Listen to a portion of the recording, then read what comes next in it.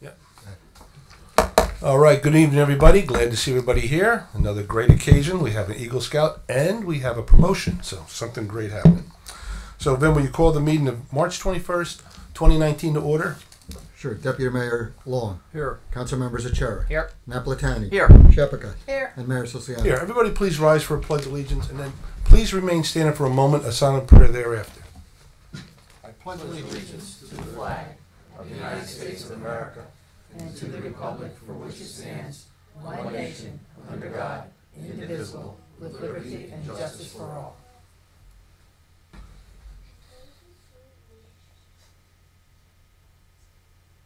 Okay, thank you. The notice requirement for the Open Public Meeting Act for this meeting has been satisfied. A copy of the annual notice was sent to the Asbury Park Press, Coaster, posted in Town Hall, and filed in the office of the Municipal Clerk on December 27th, 2018. There are two fire exits, one to my right, which will bring you out to the parking lot here, and then one in the back of the room to my left, which will also bring you out to the front parking lot. If you have a phone, we just ask that you turn the volume down. You're welcome to keep it on for pictures, etc. If you need to make a call, they'll kindly go out into the hallway because it does get picked up on our television taping ceremony.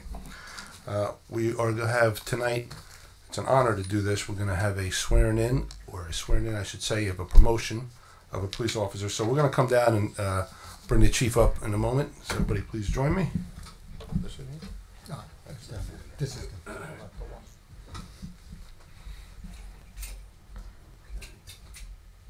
Okay. Get everybody up here first. So this is great, Chief. We always like to do these ceremonies, swearing in of either new officers, and promotions are great too, because that shows a dedicated person that's gone through the ranks, put his time in, and met all the qualifications, and now he got a promotion. So tell us something about our new promotee. Good evening, everybody. So I always say the best times to be chief is when we're hiring people and we're promoting people. So this is a good time. And I apologize, I'm a little under the weather, so if I'm a little nasally, that's why. Anyhow, Pat Martin is with us tonight. He's going to be promoted, or is actually promoted to lieutenant with the police department. Pat has been an officer for 19 years. And interestingly enough, Pat started his law enforcement journey in the summers of 97 and 98 with the Long Branch Police Department as a Special 1. And then was recruited to Ocean Township, promotion to parking enforcement officer here in the town. We had that unit in the 90s, believe it or not, so Pat was one of the first ones there, along actually with Captain Sorrentino. From there, Pat was hired as a full-time officer in 2000, and during his timeline between now and then, Pat served as patrol officer. He went on loan to the Monmouth County Prosecutor's Office in an undercover capacity and worked a very serious case at the time. He came back, 2005, was assigned to the Detective Bureau, where he served there from 2005 to 2013 as a detective. He was then promoted to patrol sergeant and put back the uniform on, and was out in the patrol bureau for 3 years as a sergeant of a squad. He was then transferred as a sergeant back into the detective bureau, where he's been for the last 3 years. So Pat's had quite a career, and I expect he's going to do well as time moves on before he retires out. So this Monday, Pat was officially legally sworn in as one of our new lieutenants, and I have to say we ran a promotional process through January and February, and we were promoting 2 lieutenants due to the retirements of Captain Earl Gifford and Lieutenant Tom Burke, and we had Pat and Greg Tongren, who's in the audience, be the successful candidates to take the positions. Pat's starting first, and Greg's going to start in May, so we kind of had to stagger everything out. And we are currently in the process of moving next to the sergeants. We're going to have a written sergeant's test in May. And then in between all that, we're hiring police officers, and we just hired one who will be on board next week, who was our full-time special law enforcement officer.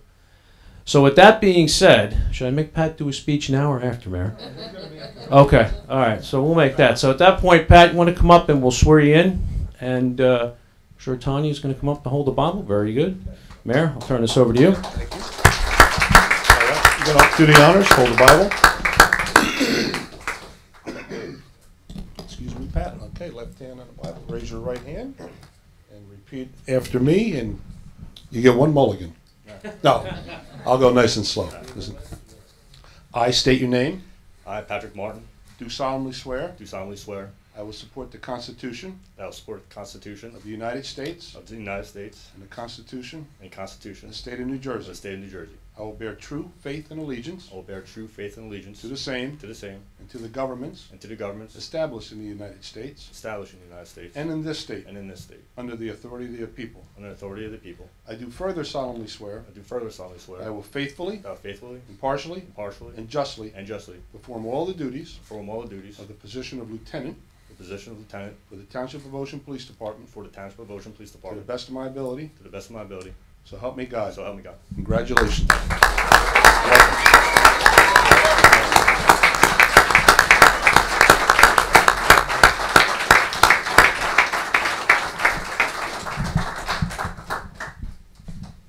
Great. So now we get to embarrass you, Pat. I hope you brushed up a little bit and practiced in the mirror with the comb and the brush. But anything you'd like to say, and tell us about your wonderful time here at Ocean Township. No, I just want to say thank you very much for everyone coming. I have had a great time, and I look forward to continuing with that. Thank you. Listen, for a transcript of this speech, send $2 in a self-addressed stamped envelope to 399 Monmouth Road. That was awesome. At any rate, so we have it on tape, so don't worry about it. You don't have to send your $2 in. Hey, we want to do photos. Bring everybody, come on up. Got the family and everybody, and I'm sure Timmy Torsh will take good care of us here.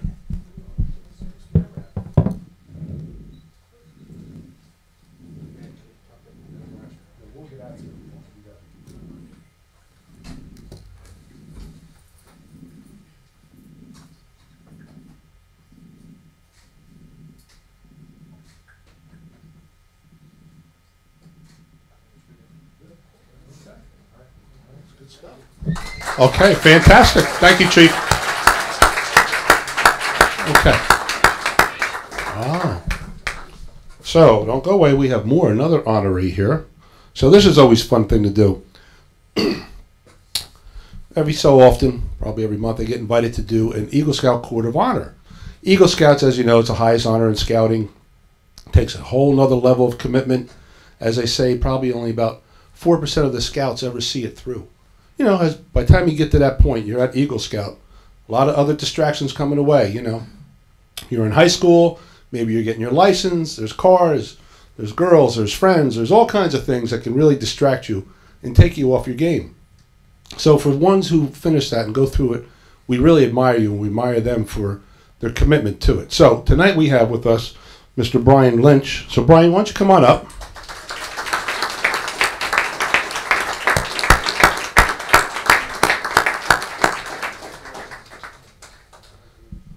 Yeah, big congratulations, Brian.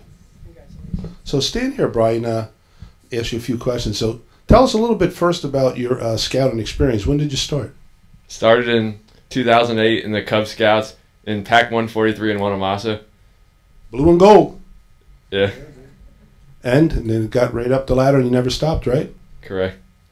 And so you went through, and so who decided on your project? Was that something you picked out or something the Scoutmaster, or tell me about that? My dad, at the time, just recently joined the Knights of Columbus, and the name of the council was Mary, Queen of the Knights, and they had existed for over 100 years. And it was the dream of the Grand Knight to have a statue of Mary on the property. So eventually my project became installing a statue of Mary on the property, as well as a prayer garden with benches, flowers, and pavers. Yeah, so I saw a picture. That was pretty good. So where'd you get the statue and all that stuff, and how'd that happen? The statue came from Sunset Farms, and they gave it to us at a discounted rate. They always do. They're very good like that.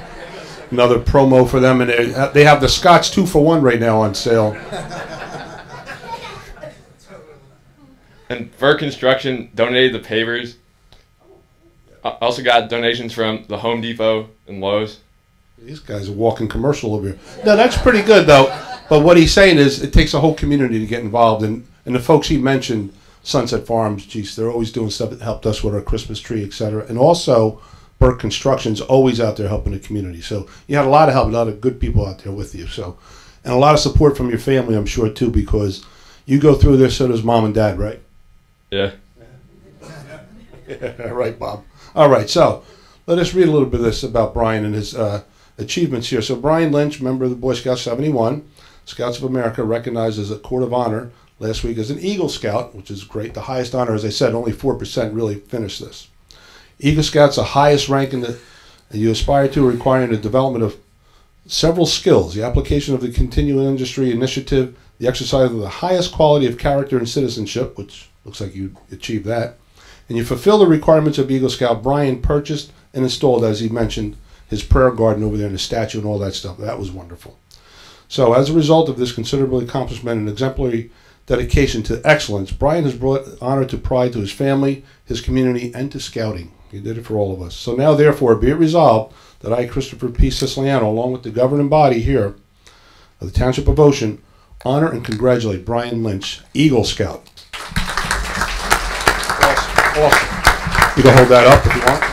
Open it up. Show the folks who want to take a little picture. Now,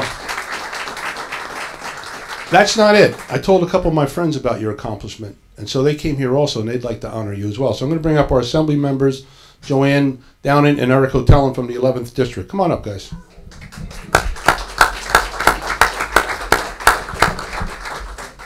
Eric? Hey, Joe. Thank you. First, I want to congratulate you. Thank you. And I just want to say hello too. Hello, hello. Great to see everybody. Gotta say hi. Joanne, do a speech like Yeah. that did. That's quick. All right, I'll try. That was awesome. Congratulations again. We're so proud of you too. The state of New Jersey is just very proud of what you did too, because you're an exemplary model for other young people. And that's what we try to promote and make sure people understand that this is, you know, let's look at this person. Let's see, you know, when everyone talks about young people and the things that they don't do, here are the great stories and the things that young people actually do.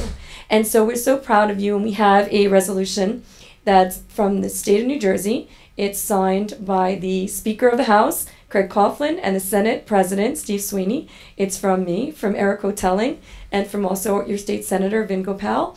And we're just, again, very proud of you for attaining the position of Eagle Scout. And also, just, you're in Ocean Township as a senior. We're proud of you for what you've attained there, and we're wishing you lots of success and good luck in the future. So thank you. I also want to congratulate you. You know, we've had similar careers. I started in the Cub Scouts and I was in the Boy Scouts, but our merit badges were a little bit different. So I want to congratulate you for making it all the way to Eagle Scout. And I have seen your project over there at the Knights of Columbus, and it is a great project that you have done. And you know, for you, I think the mayor had said it, for all the distractions that go on now, to stick with scouting and to do a community project like that is really something to aspire to. So congratulations to you. So on behalf of Senator Vin Gopal, Assemblywoman Downey, and myself, we're proud to present this to you from the state of New Jersey. And keep up the good work. Yes. Fantastic. You want to bring it in?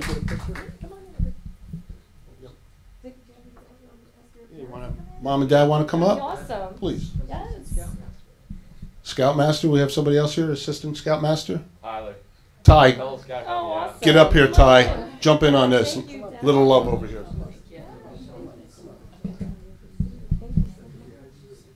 Get in there, Bob. Bob, right in there. Squeeze in. Yeah, tighten it up. Come on, next to this other little kid. There you go.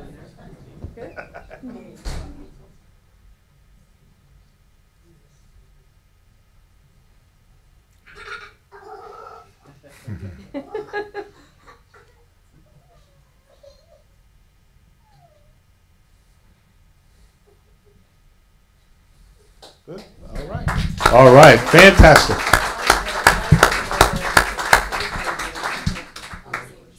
That's great. Thank you guys for coming. Thank you for doing that. Good. Good. Thank you again, Bob. Thank you. Thank you for letting me Yeah. do Oh, this. my pleasure. Great to see you. Our future leader, everybody. Give it up for Brian again. Thank you, Brian. We're going to take a short recess and give everybody a chance to go home and adjust their television sets to the March Madness if you like, or you can stay and watch our meeting. It's up to you. Okay, we're back in session. So, we do have one more proclamation here. We are going to participate in proclaiming March 2019 as Colorectal Cancer Awareness Month. Very important that folks are aware of that. It's a big silent killer out there. Over 1 million survivors of colorectal cancer in the United States.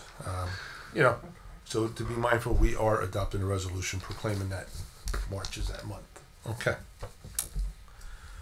The purpose of the public portion is to solely ask questions, understand resolutions and vouchers that appear on the agenda is not an occasion for a public hearing on an ordinance. All questions not related to an item on this agenda should be asked during the public comments portion at the conclusion of the meeting.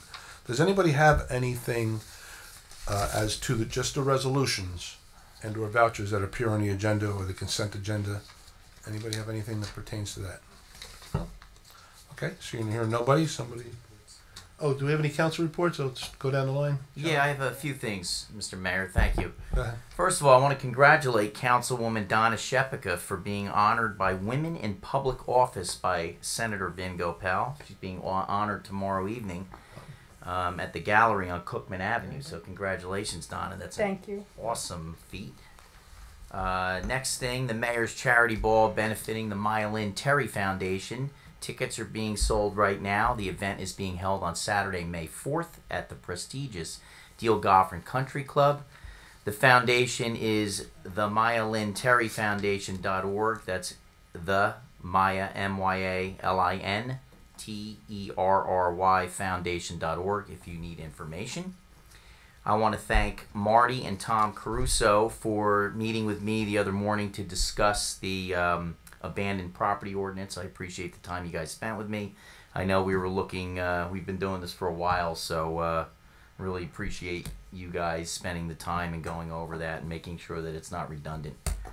And the third thing I have, I actually received this on my car the other day about the Save 32 Acres and telling the mayor to work with the Monmouth County Foundation, Monmouth Conservation Foundation. So, believe it or not, a year ago, the mayor had actually directed me to reach out to the Monmouth Conservation Foundation. I reached out to Amanda Brockwell. We spoke, and at that time, Amanda basically told me that there was no full funding for that entire project out there. So, once again, I reached out, this time to Amanda again, and I asked her a specific question. Do you know about any funding between $15 and $20 million to possibly purchase the whole piece or a part of it for $5 million? So Amanda forwarded that to the executive director. And I'm not going to read his entire email because I have them all here, but his short answer to my question is no. There is no one source of funding in the amount of $15 to $20 million to purchase the whole property. And similarly, there is no one source of $5 million for a portion of the property. The long answer may be yes, and he goes through the whole thing. But as you know, and I'll sum it up, the county has an open space grant program, but funding for those acquisitions is maxed out at $250,000.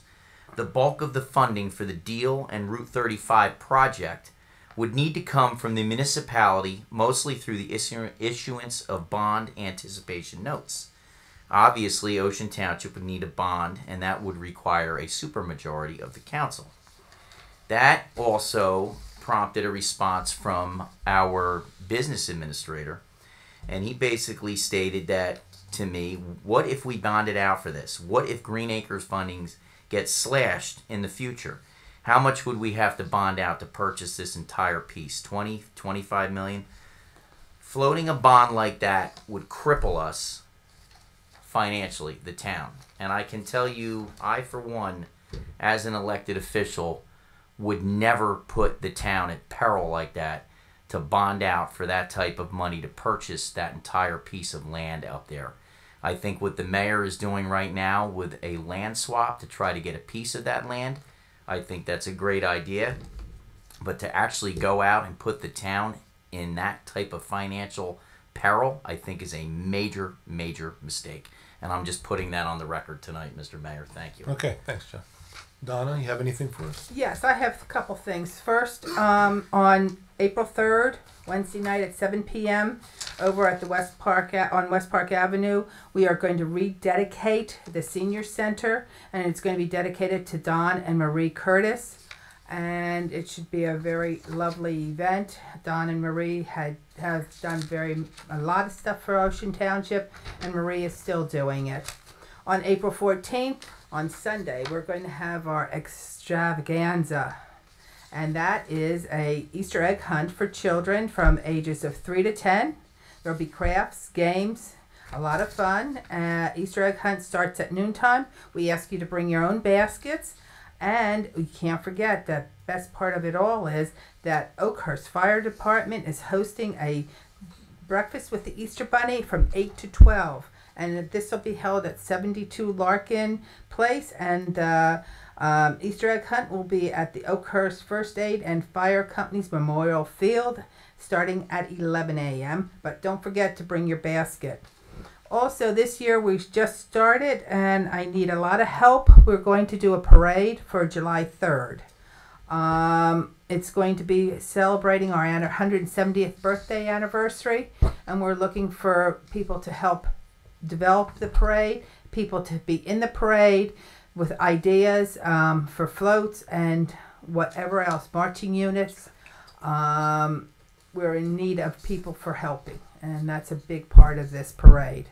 We will be going from Dow Avenue down Dow Avenue to Whale Pond and over to Joe Playa Park. We plan on arriving at Joe Playa Park about 6 o'clock, and we line up at 4 then, and we will be marching starting at 5. But we would like to have a lot of people help. We'll go into the park, have music. There will be food there with food trucks, and then we'll have our fireworks around 9:30. And that's it. Great. Thank you, Donna. Rich? Okay. I want to congratulate Donna on a great event that she ran this past Friday. Our St. Patrick's Day party was a big success, so I want to publicly congratulate Donna on that. Thank you. You're welcome. I have two other items that I'd like to bring up. The first one has to do with the Community Hope Fund. As I mentioned at our last meeting, I'm the Vice President of the Community Hope Fund, and once again, our nonprofit is offering grants to local organizations that promote positive youth development. The application form is available from the Township's Department of Human Services, which is on Deal Road, right next to the library, or you can download an application from the Community Hope Fund website. The applications are due by this coming May 31st. The second item I have has to do with something that I brought up to the public this past November, and it has to do with state school aid. Now, I know that people may think that I'm making a political statement. I'm going to say this again. I've written about it, so I'm throwing this out there once again. I'm not making a political statement. When the Ocean Township Board of Education has its state school aid cut, ultimately, that cut is borne by our taxpayers. Now, it may be that they're an autonomous body, the district, but they're still our partners, especially when it comes to state school aid. Just want to give a couple of statistics and then tell you that Ocean Township is in for a round of cuts that are going to take in a period of 7 years. Last year, we lost $607,000 in state school aid. This coming school year, 2019-2020, we'll be losing an additional $290,000.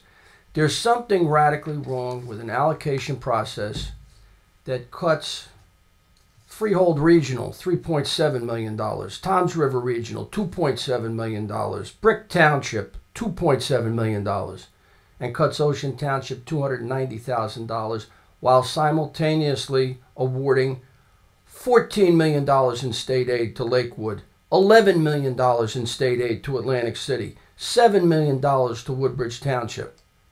There's something wrong with that. That's not a Democrat issue. That's not a Republican issue.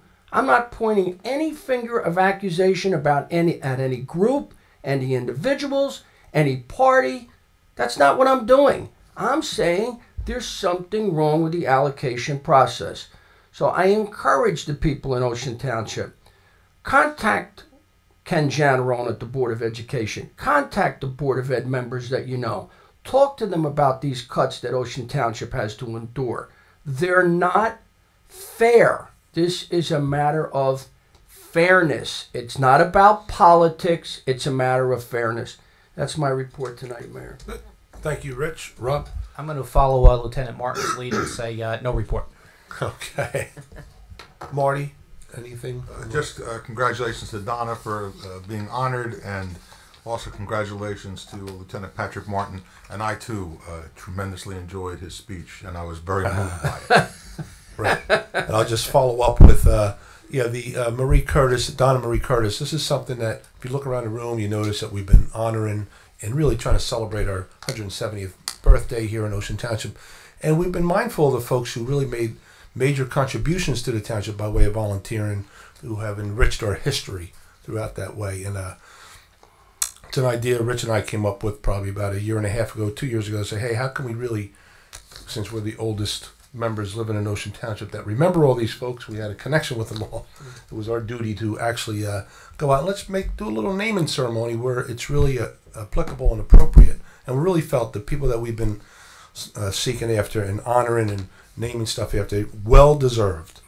You know, Donna Marie Curtis, of course, the Drug and Alcohol Alliance in the early years, as far back as having meetings in their living room and things like that. So these are real pioneers and people have really helped. So it's an honor for us to honor them.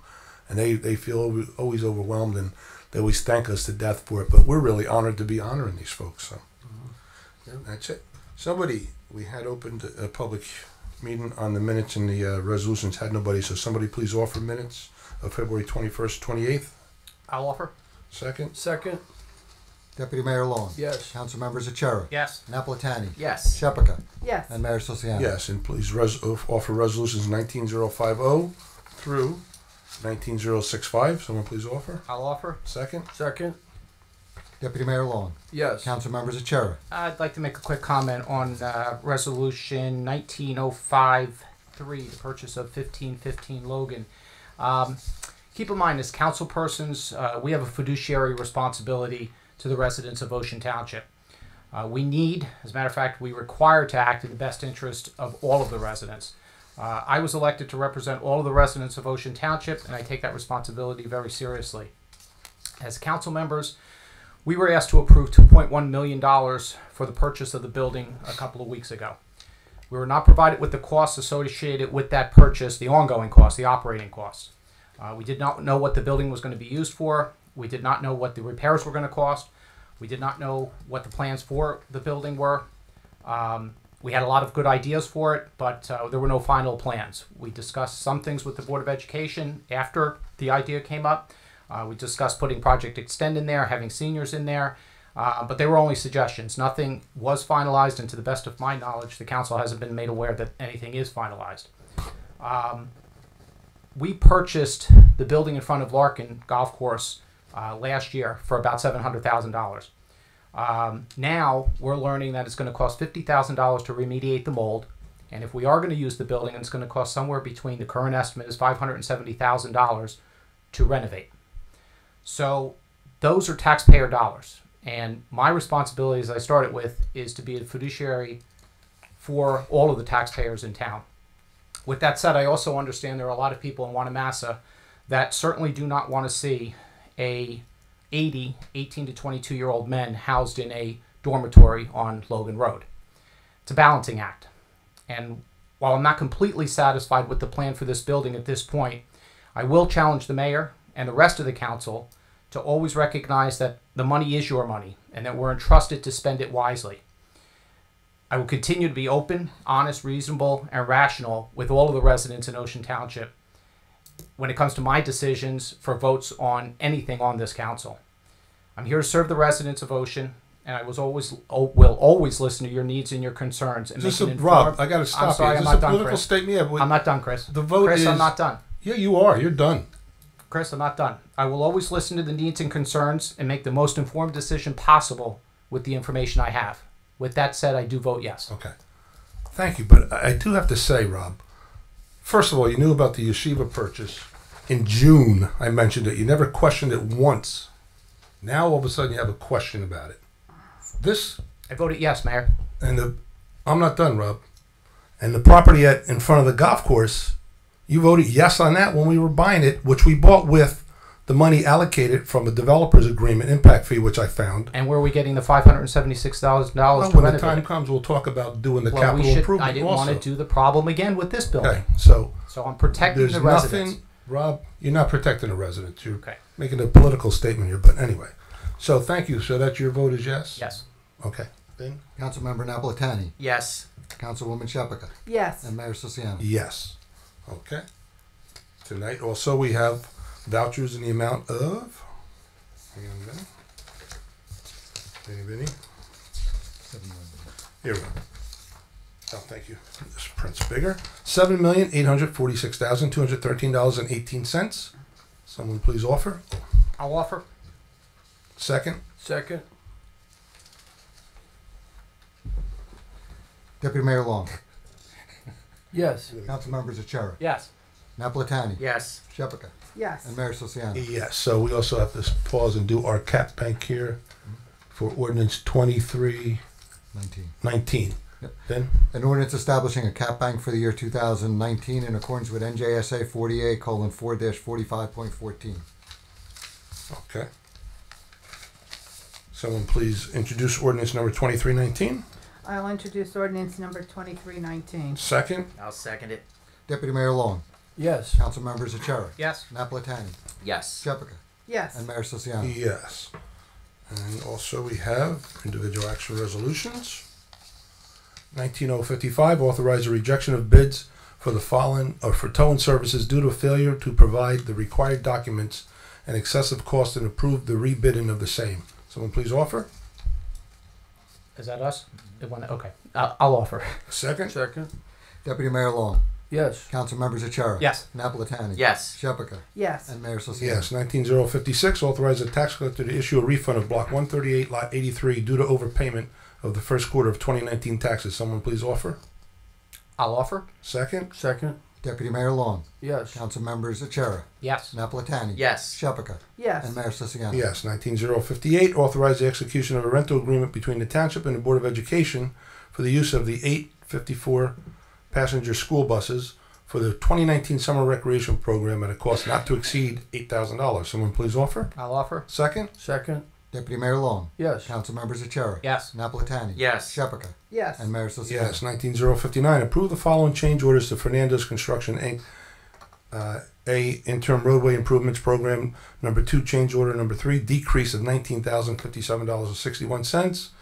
B, change order number 7, decrease of $98,694.30. And C, from 2016 also, change order number 8, an increase of $69,850. Someone please offer. I'll offer. Second. Second. Deputy Mayor Long. Yes. Councilmembers Achara. Yes. Napolitani. Yes. Shephaka. Yes. And Mayor Siciano. Yes.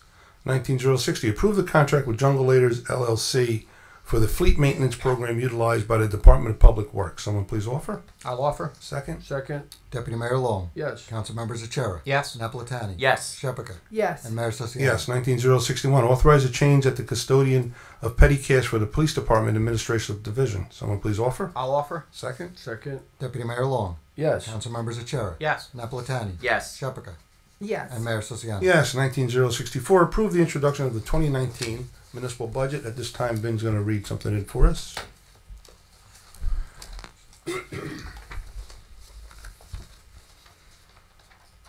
Okay. Municipal budget for the Township of Ocean, County of Monmouth for the fiscal year 2019. Be resolved that the following statement of revenue and appropriation shall constitute the municipal budget for 2019. Be it further resolved that the budget be published in the Coaster in the issue of March 28, 2019.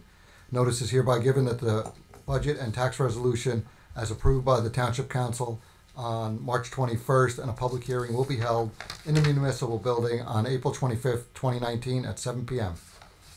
Great. Thank you. Now, Motion a second. yeah, motion to second. Second.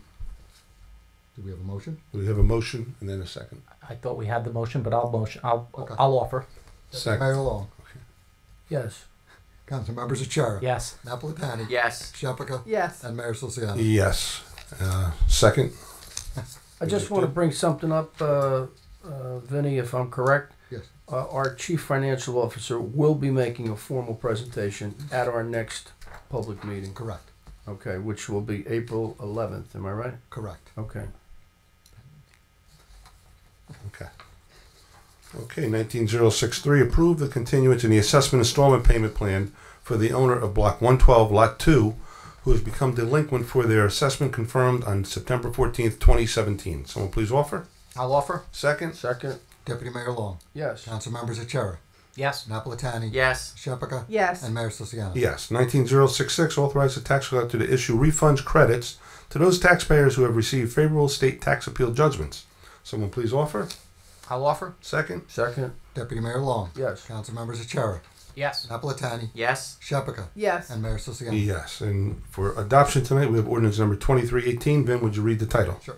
An ordinance authorizing the private sale of non-conforming real property known as a portion of Block 140, Lot 98 to a contiguous property owner. Okay. Someone please open the public hearing on ordinance 2318. I open the public hearing on ordinance 2318. Second. I second. Deputy Mayor Long. Yes. Council members Achara. Yes.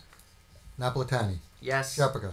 Yes. And Mayor Sulciano. Yes. Anybody wishing to be heard on ordinance number 2318, please step up to the microphone and state your name and address for the record.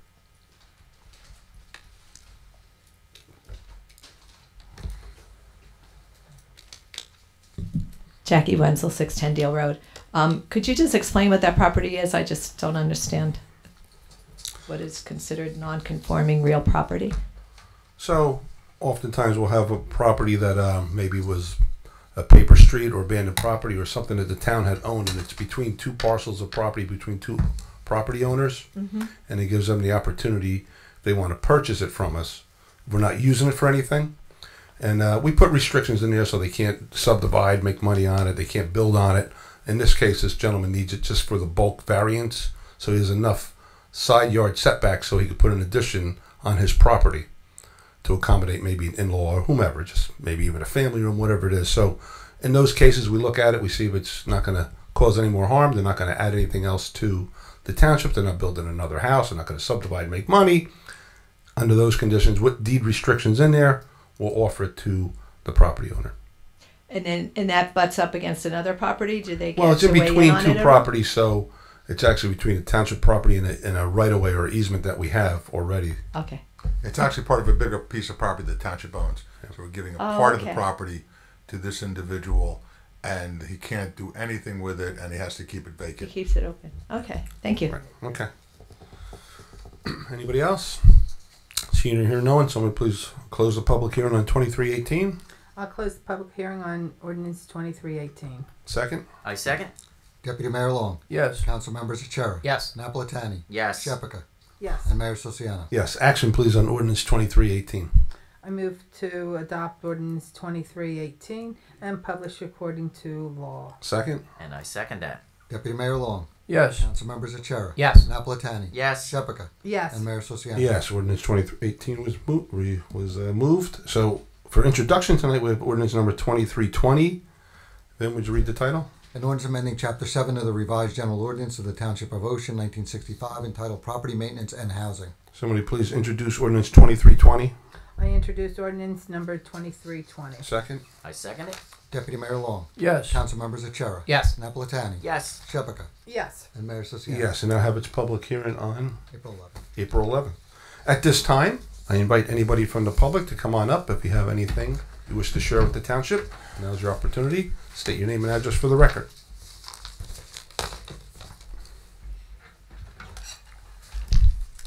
Jackie Wenzel, 610 Deal Road. I just wanted to come up first to kind of pick up on John's statement about the letter that came from Monmouth Conservation Foundation. John, could you read the whole letter? You kind of edited it. I'm not going to read the entire email. I can share it with you later on. Okay. No, so was the letter from William Casting? That's correct. Okay, so that was a gentleman who was here and offered actually to our mayor that they would help. Are you saying he contradicted that? He said that they could assist us in looking for grants from various areas. Right. But he said, and I clearly stated, there isn't one entity that's going to come up with that money. They're not going to come up with 15 to 20 million. They're not going to come up with 5 million, and the town has to bond out for that money anyway. But I thought he made it fairly clear the night he was here and he spoke to the mayor that first off, we had to have adopted our ordinance, our open space tax, which is now adopted, right, Mayor? You've gone through that, and that we All but had one. Rob was against that. Okay. No political statements, right, Chris? Yeah, I'm done. So they say touche, right? You got that one. Anyway, I thought he was very clear that day that we should really, as a community, seriously think about tearing up that land before we do anything to really do all we can to protect it. He looked, the mayor, right, and pretty straight in the eye and said that. We could all go back and look at the tape, but I felt he was quite passionate about it. He also stated that he would help Mayor try and get the funding. I always understood it was not going to come from one source. It couldn't all come from Monmouth Conservation Foundation. But he actually called out a very large number that, in general, open space funding for 2019 was quite a large number. Right, but this is the entire state of New Jersey. This isn't just Ocean Township. No, I understand that. And it's all scored, and they look at areas, and this actually would be low priority. He had stressed that we are exactly the type of land that these open space foundations seek to expand space that already exists, and that's why the signs around town say expand Joe Playa Park, because how do you expand Joe Playa Park when the library is right in the middle? It's the library. The trails go from the park. The library's not part of Joe Playa Park. Yes, parts of it are. It's part town land. Well, that's the part that Weldon got. You mean Weldon Park? We can expand Weldon Park. Do you call that Weldon Park? Oh, we should. He got the 42 acres for us. Might as well. Yeah, no, I know. I understand that, and obviously, since we've been digging into it, I you have mean to more. expand save some space? We're working on doing that. The wetlands the water is a great concern, and I know you received an email from me this week. I have water seeping out of Deal Road, and the road is cracking, and the road is actually sinking, and I'm worried about it perhaps being a sinkhole. And I did reach out to DEP, and they're quite concerned, and they have it right now as an emergency situation. They're going to come, and hopefully they'll come tomorrow. We didn't have that much rain today, but even when it's not raining, there is a crack that's widening. It's on the eastbound side of Deal Road, directly in front of my house, and the water streams out, hits the curb. It goes both ways, but because Deal Road starts to make a hill there, it then backs down to the sewer. My neighbor, Edmund, his lawn is completely saturated. And when we really think back to when did this all start, it wasn't there when I bought my house, and he didn't have a wet lawn when he bought his house.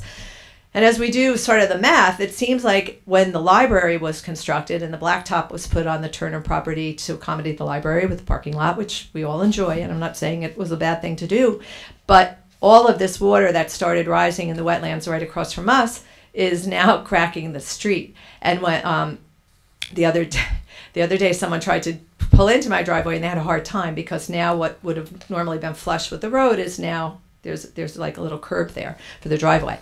So you come and see it any time. It streams, rain or shine. I think our engineer went out to take a look at it, Greg Blair. Yeah, but he said it's because of, I guess, a lot of storms. But our weather is going to continue to have more water because of global warming than less. Our oceans are rising. I went to an environmental meeting that one of our Save 32 Acres patrons are involved in, and someone from Monmouth University came and spoke about the climate and climate change, and it was quite serious.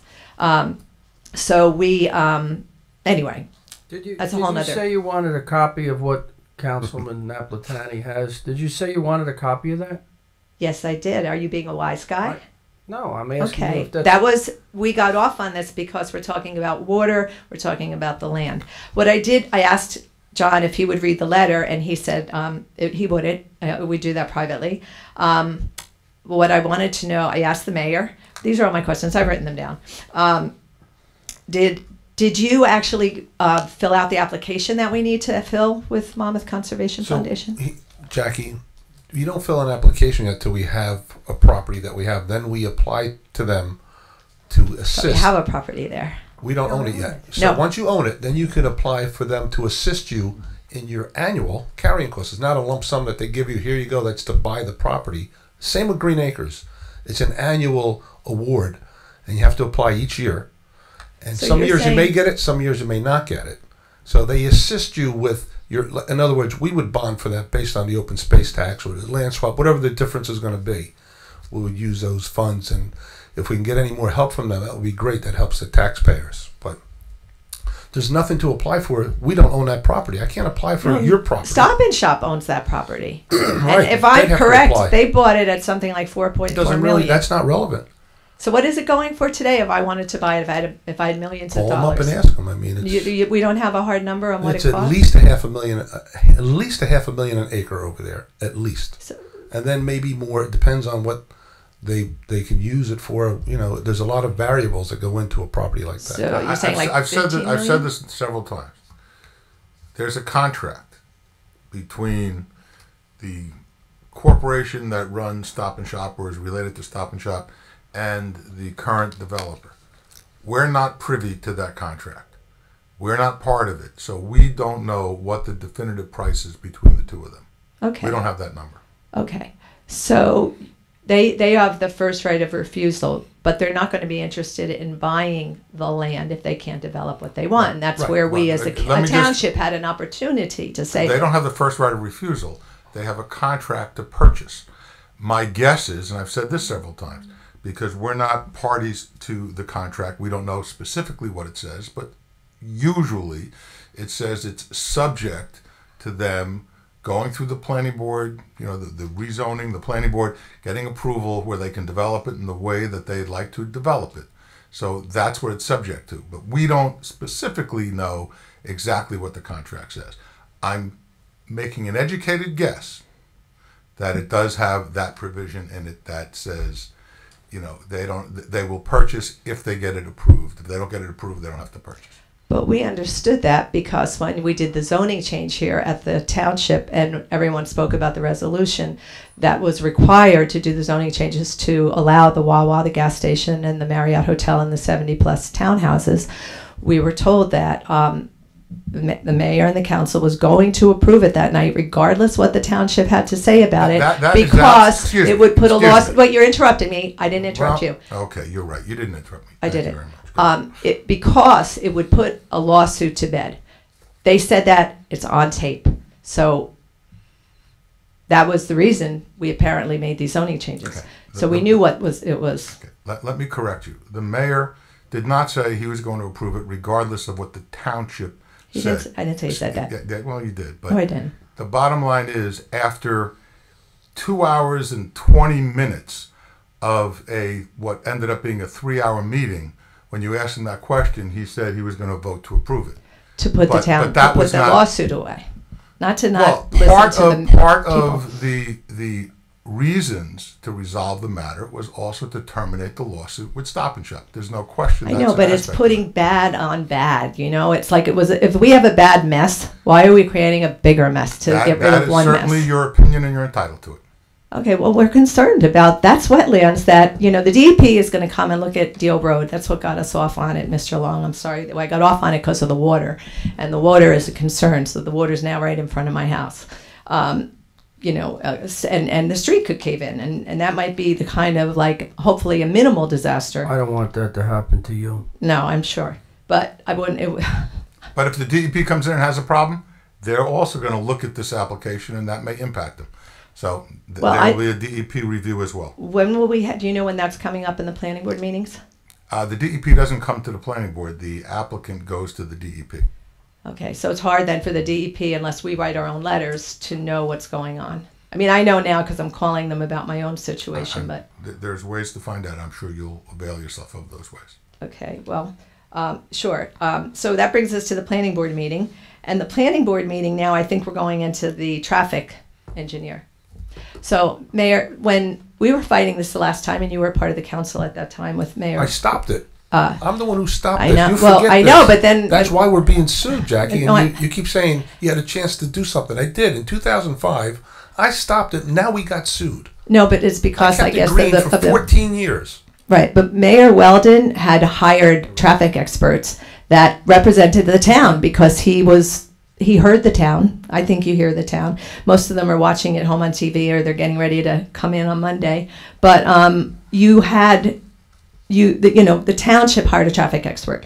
We now need to present, the traffic is going to be a disaster. That's a whole other conversation, but we need to hire a traffic expert, and we've been interviewing some. What I would like to ask you, Mayor, would the town contribute to the cost of the traffic expert so we the people feel, because come on, if the developer's hiring all these people and he's paying all these people, they're going to weigh in on what the developer's advantage. We need to hire our own so someone's looking in a more objective way of exactly what's happening. But because we're being sued, we can no longer. Weldon wasn't being sued back then. Well, we're being sued now. We can't just jump in there and now try to stop this project. Let me just interrupt also, because at the time I was the attorney for the planning board. And just to let you know, the applicant at that time, Stop and Shop, did have a traffic expert. He testified, and we had hired our own traffic expert who agreed with virtually everything their traffic expert said, who basically said that the improvements they were making, which are similar to the improvements to the traffic that this applicant is making, was going to result in a slight improvement to the traffic. It would not make it worse, even with the addition of, at that time, a huge shopping center. So our expert that we hired agreed with their expert. Just to let you know that. And I sat next to him, so I know exactly what he said. Well, that's not what he said at the planning board meeting. That Zakaria, when he first put the plans up at the high school, he was sitting there yelling from the audience saying he was the traffic expert on the last project. No, and he wasn't in favor. Well, I can tell you right now, I don't know who said that, but it wasn't the person who was the traffic expert for the town. Okay, well, we would like to hire a traffic expert, and we would like the town to support us. You're the objectors. You're entitled to hire whoever you'd like. You can certainly do that. But there's going to be no support from the township for the townspeople in regard to the situation. Moral support. The township does not contribute to the applicant's experts and wouldn't contribute. Well, they did. To the objectors. No, but they did. We had experts at the last one. The other thing is Mayor Larkin came to the meetings. I don't see you at our meetings. Is there a reason you're staying away, Mayor? At the planning board meetings. Mayor Weldon came to the planning board meetings and represented the people. We need someone on the council that represents the people. We don't feel that way. We feel we're getting a feeling there is more of a leaning towards laying out the red carpet for the developers. That's how we feel. No, I have a seat on the planning board, as does our Class 2 member, Mr. Chur. Mr. Chur is conflicted out.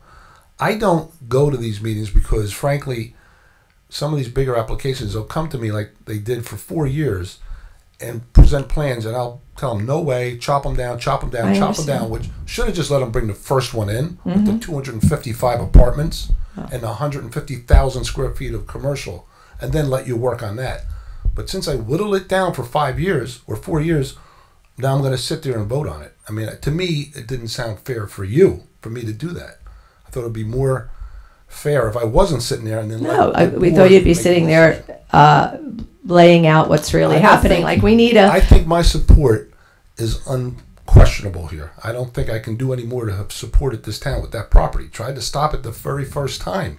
Even put a referendum out at the time to try to buy it, and it got defeated. And it did. No, it stopped it for a bit, but now it's been reawakened. I'm still trying, and I whittle it down to nothing, and I'm still trying to preserve a piece of it. And you're not appreciating any of the effort. Can you explain how you will do that? Because you said that it would have conditions. It was stated in the Asbury Park Press that it would have conditions. Can you explain what those conditions are, or how do you even go about getting that? So we're considering, first is the land swap. We're trying to do this land swap. So if that doesn't work out for some reason, they feel the value's not there. So they feel they don't want to do the land swap.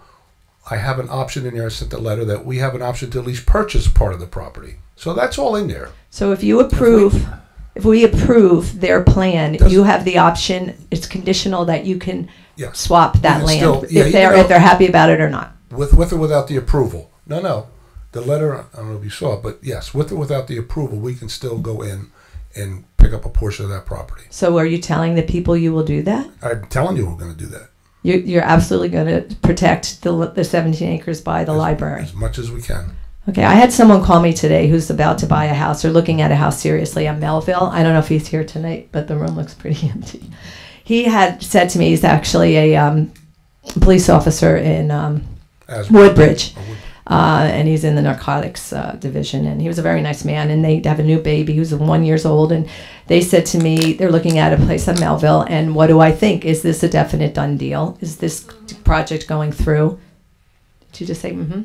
Oh, yeah, I asked her something. Oh, and would I recommend, do I think the buffering is going to be enough? Would I recommend it's a good place for him to buy? And I said, well, I'm not in real estate, but our mayor, I understand that's your business. And I said, he really should come here and ask you. Would you recommend someone, since he didn't come, and he's obviously going to be listening to these meeting minutes, would you say you would recommend buying on Melville? He's going to be, it's the first house right near the, right behind the Marriott, as far as I understand. I don't know what he's really looking for, so I hate to recommend to somebody I haven't even spoken to. Well, he likes the way it looks now. I would buy a house there. Knowing what's happening, coming. Do you project that there'll be a lot of noise and construction for time, and how much time you think that will take? I think there'll be during the business hours, as usual, anywhere. There's always going to be noise and construction. If you're working, you're not going to hear it. If you're home, you're going to hear it. Right now, we're paving Highway 35, and that's at night. I'm sure you can hear that. I don't hear that. Yeah, you're in New York, you can't hear it. But anyway, the people that live here, we can hear it. I'm here. I'm back and forth. You can see my car in the driveway or in the garage. But at any rate, so yes, of course there's going to be noise. There's going to be a little bit of a mess when you're constructing. So if you have a new baby, it might not be the business. Wegmans went through there, that Arcadia Gardens, and the Wegmans was built, and it brought a lot of traffic, a lot of everything. People love it. I think it's fantastic. So yeah, we love Wegmans, but Wegmans isn't in anyone's backyard, really. Right? Okay, so all right, so no, you're not going to help us with the traffic expert. We're on our own. You're not going to come to the meetings. I'll come to the meetings, but I can't sit at the on the dais. Anyway, I did, just to wrap up the Bill William casting. I am in touch with him, and he really said, you know, to summarize, basically, you can lead a horse to water. No, you can lead something to water, but you know. That's all you can do. That was a favorite expression of my dad. You can lead a horse to water, but you can't make him drink. Did you hear the final statement? Did you hear the final statement that I made that our township manager said? That we have to bond out for the entire amount. Right, and then we would get the money. And if we get Green Acres funding for 3 or 4 years, what happens in the final years if they don't give it to us? No, we are going to get. He said he put his name on it. He cannot guarantee. It says it right there. Okay, well, you read it. Guarantee. I'll look more into it, and I'll bring it up at the next meeting. You can look more into it all you want, but he can't guarantee us that we're going to get that bond paid for by Green Acres funding. Well, not if we didn't fill out the application. You're saying you didn't fill out the application? We have nothing to fill out an application yet. Typically, what happens when we bought the golf course, same thing. We file every year for funding, Green Acres funding, county fund, whatever, and then you try to get a piece, an award each year. Right. There's no guarantee each year you're going to get that. And that's what Mr. Napolitani is trying to impart on you, is that we make this big commitment of this bond, and you hope every year we get the award to help with the carrying cost. No, but you were supposed to put in an application to apply for those funds. Jackie, when we own you the told property, me that you were going to do that when the one time I said you're going to do what Mr. Casting said. I'm going to do everything Mr. Casting yes. says. Once we own the property, we will apply for every funding that's available. But if we need the money to apply for well, right now we're going to use what we have available, what was approved through the Open Space Trust Fund.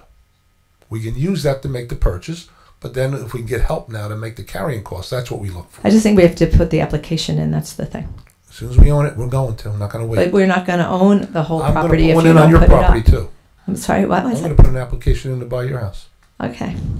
I bet you would. Okay. I'm going to let everybody else get up and speak. I think I'm done for today. You're the best. Thanks. Thank you, Jackie. Anybody else? State your name and address for the record. Olga Hanut, 26 Meadows Lane. Hi, New York. How are you? Good. The allocation process. I want to make sure that the 291,000 aid cut is in addition to the 606,000? Are you talking about what I talked about Yeah. relative to school funding? Yeah. Okay, so for the coming school year, that would be 2019-2020. Correct. Ocean Township got cut just about $290,000. For this current school year, we were cut $607,000. All right, and we got more money in state funding 15 years ago than we get today. We got more money 15 years ago from state aid for our school system than we get today. Okay. We did too, though. Municipalities did as well. The municipality of Lakewood, that they received $14 million. Over $14 million. Okay. Do they have to make a special application, or was a reason that you think that they qualify, that we may be eligible and that we can ask? Okay, here's what I'll tell you about that. I avoided, when I spoke about this in November, mentioning any other municipalities because I didn't want to pit Ocean Township against any other municipalities. Right. However, with the recent state aid figures, I felt that the state aid figures were so patently unfair that I had to mention those municipalities. Now, to your question about Lakewood, I'm not concerned per se that Lakewood gets over $14 million. I just don't think it's right that they get over $14 million and we get cut $290,000. Now, I will tell you that there is a lawsuit against the State Department of Education. Ocean Township is part of that lawsuit. We have aligned ourselves with 7 other districts to sue the State Department of Education because we feel that the allocation of state aid is inappropriate. It's unfair. So we're suing. Our Board of Ed is currently suing the State Department of Education with 7 other municipalities. The majority of the school districts in Monmouth and Ocean County had their state aid cut for the coming school year, 2019-2020. I don't think that's right. And you think as residents, if we have a voice, if we get together to write to whoever is doing these allocations? Yes, you can. Yes, you can write to the Division of Local Government in Trenton. You can Google it and find the address in Trenton. The Division of Local Government. You can write to the State Board of Education. They oversee all the schools in the state of New Jersey. You can write to the State Board of Education. You can write. I believe we have an ex-person that sit at the Board of Education for many years now in Trenton. Yes. Correct? I believe so. Okay. I don't know that person, but I believe so. Okay. Now, Mayor, I just became aware of the historic value that the 32 acres have. I became aware that it was eligible to be named as an historic site. And I wanted to know if there is any study that you had planned to do on behalf of the town to preserve whatever historic value that parcel has. So the owner of the property is obligated to section off a piece, which they've been doing, where they can actually dig and look for artifacts and then really estimate the historic value. You have to understand something. It was mentioned that, Indians or whomever, Native Americans, The Lenape Tribe. didn't just use the 32 acres. They used all of New Jersey. They didn't say, you know what, let's go to New Jersey. There's a 32-acre piece on the corner of Deal and 35. We'll just use that. I guarantee you, you knock down anybody's house along Deal Road and go a mile each way, and you dig deep enough, you will find some very interesting things from 500, 800, 1,000 years ago. Knock down Jackie's house, there's going to be, could be a burial site for all we know. So you have to understand the entire area was historic. Of course they used the area here. So of course that 32 acres probably was used as well, but not exclusively. Yeah. And the historic, what was historic in part was what was called the house. The Henderson House. Henderson House, which was then moved from that house, from that spot, to what is now the Historic Museum. Yeah. And also the deal test site, I became aware that there were dinosaur bones. There was a discovered. mastodon bones that is that sunk why- into a peat bog there Yeah. in 1820. They found it. Mayor, do you believe that there is a possibility from the town to talk to the developer, because we are 32,000 residents here in Ocean Township, and the two owners of Paramount Development or Paramount Properties who are also residents. I feel like those are the only two individuals that they will benefit from this project. I'm a developer myself. You know, I work with with my clients that their customers are the Wawa developers. So the commissions are very high. A developer gets about $3.5 million. Good The for them. commission for the real estate person is about $500,000. Right. So I feel like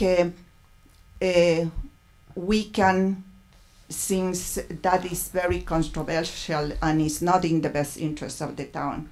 I sat in two of the meetings of the applicant, and they had demonstrated that they don't have the obligation to demonstrate that it's in the best or in the welfare of the community of where it's going to be put right now in Ocean Township.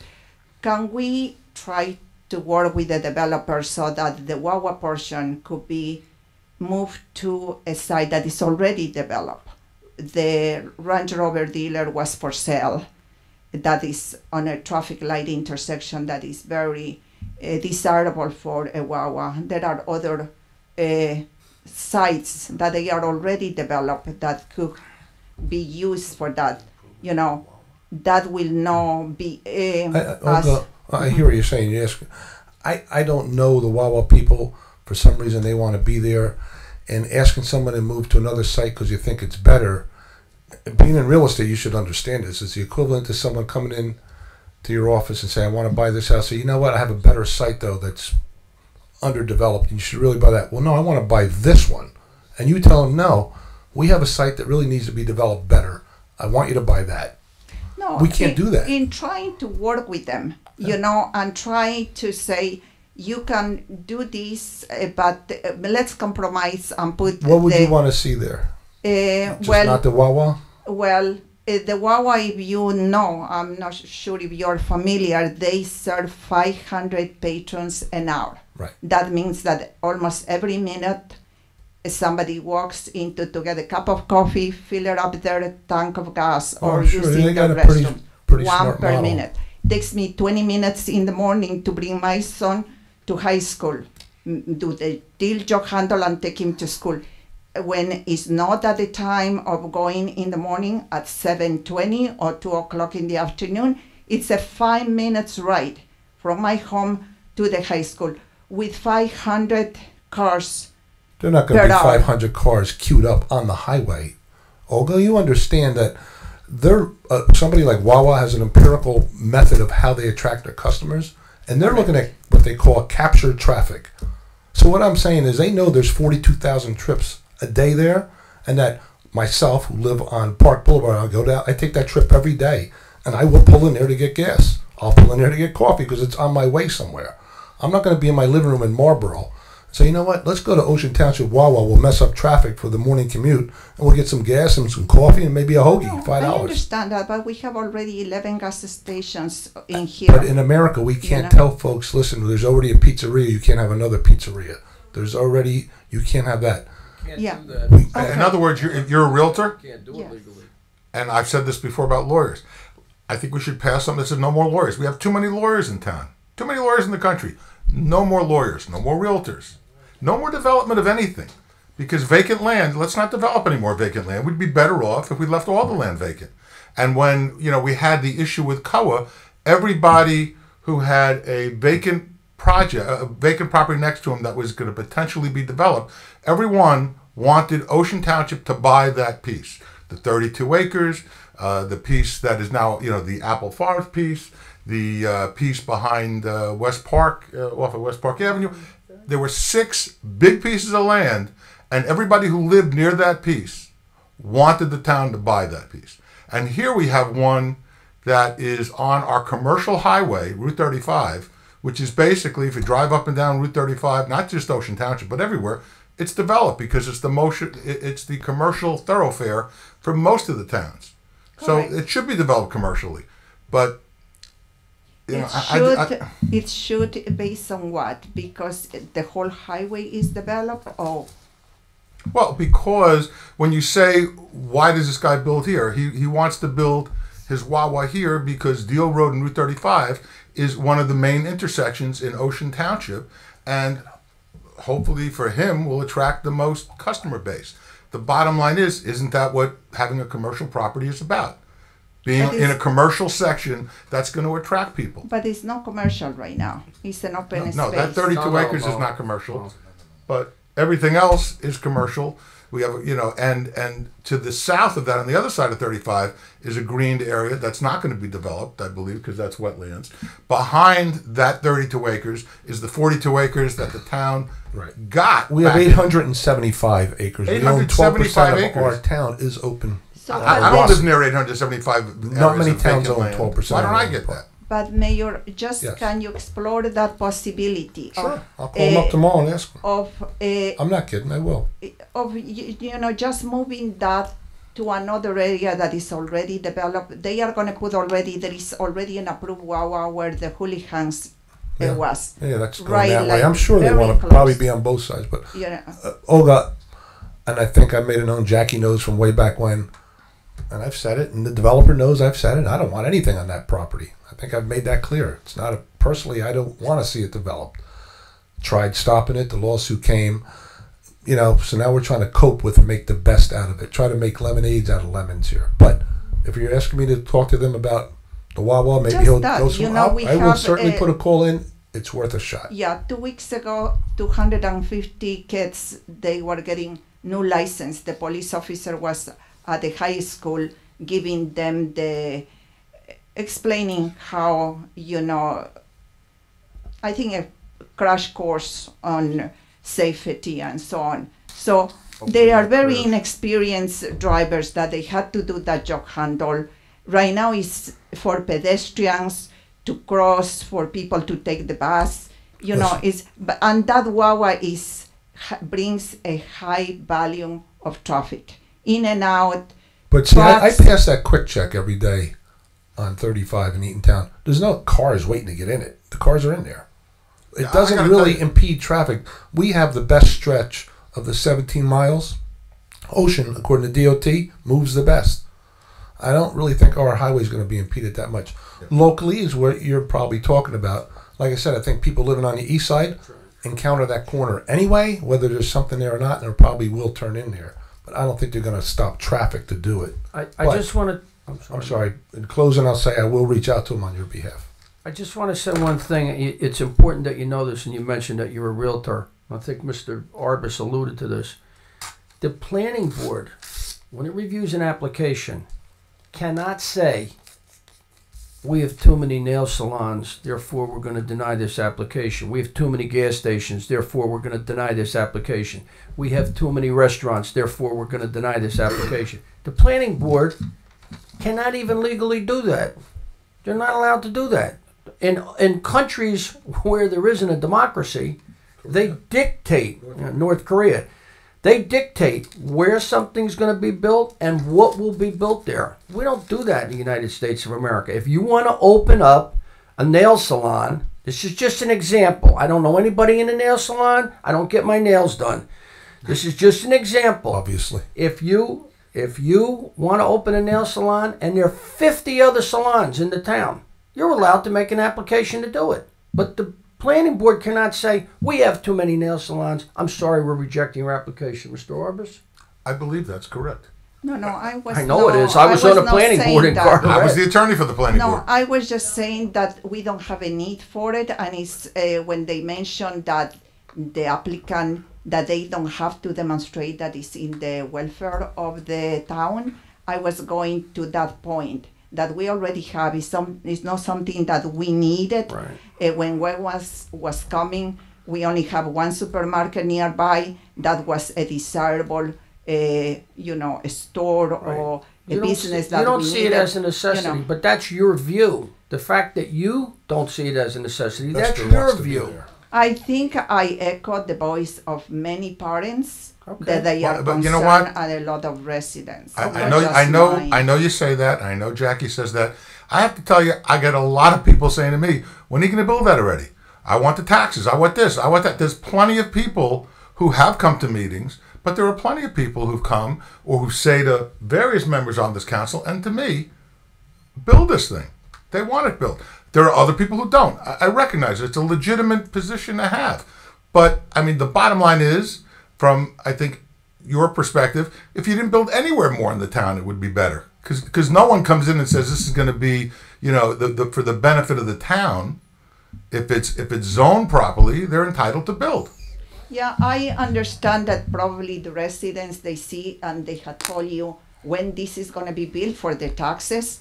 I don't know if there is an economist or any study being done by an economist of whether the rateables or whether the taxes that Wawa and all those businesses are going to be. But you or any lay person without being a real estate or an appraisal, if you have a home in the vicinity of an open space, your home will be it will have more probability to sell at a better price than to have your home across from a gas station.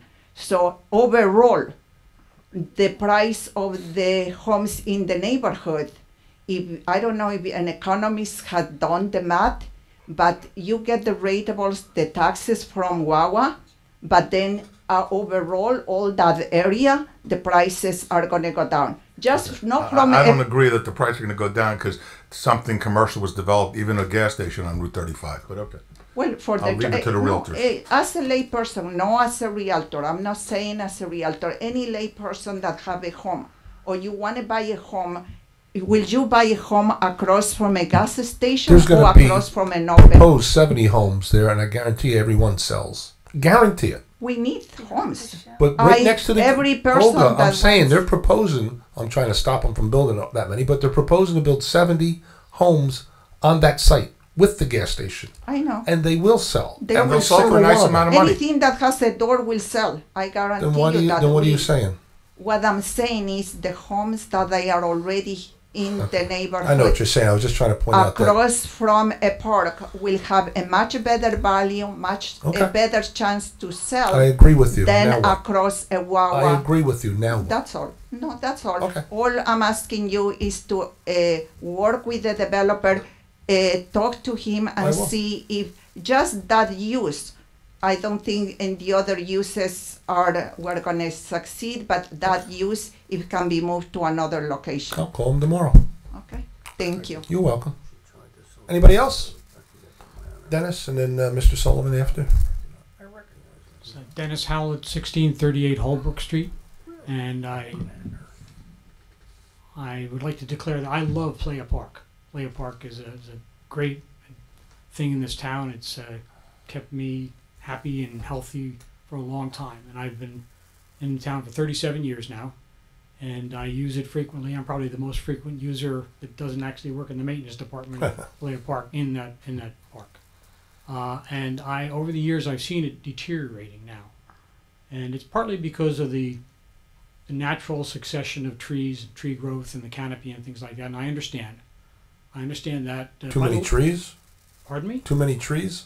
No, there's not too many trees. The trees change over periods of time, so you have early, mid-state, and late-stage successions of trees. And because of that, the flora and the fauna change, because the trees will accommodate a fox at one point in its lifetime, and butterflies at another point in its lifetime.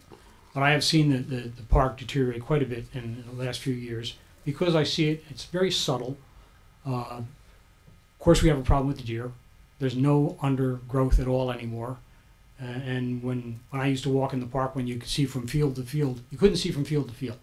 Now during the winter, you can see from field to field right through the trees because there's no undergrowth. There's no undergrowth. There's no birds, no songbirds anyway. And the types of birds that do frequent the park are different, partly because of the natural succession of the trees, but partly because the park is deteriorating. Part of the problem with the songbirds is there were, for quite a while, a number of feral cats there. That number of cats has gone down quite a bit, so that's a good thing. But the park is very quiet when you walk through. It's much quieter than I ever remember. And I hardly ever hear any owls, hardly ever hear any hawks or anything like that anymore. They're there, but not as much. The biggest single problem in the park is water. The trees are literally dying. They're drowning. Top 2 feet of the soil is where the tree's roots really are. And the tree's roots are there because that's where they get the oxygen. When it's inundated all the time, the tree doesn't get enough oxygen. And part of the problem is if it was a dramatic change, people would notice. But this is a subtle, insipid thing that goes on year after year. And I've really noticed it a lot in the last 15 years. And this is apart from what may be going on at 32 acres. So what I'm asking of the town council, and this may exist already, I'm asking for guidance in this. Is there a way we can establish a benchmark of the current health of the park, hopefully with input from longer-term residents than I am, a benchmark of the park so we can assess what damage may be done going forward and be able to mitigate some of that damage by perhaps planting a different number of trees or shunting the water off some other So way. we have our environmental commission.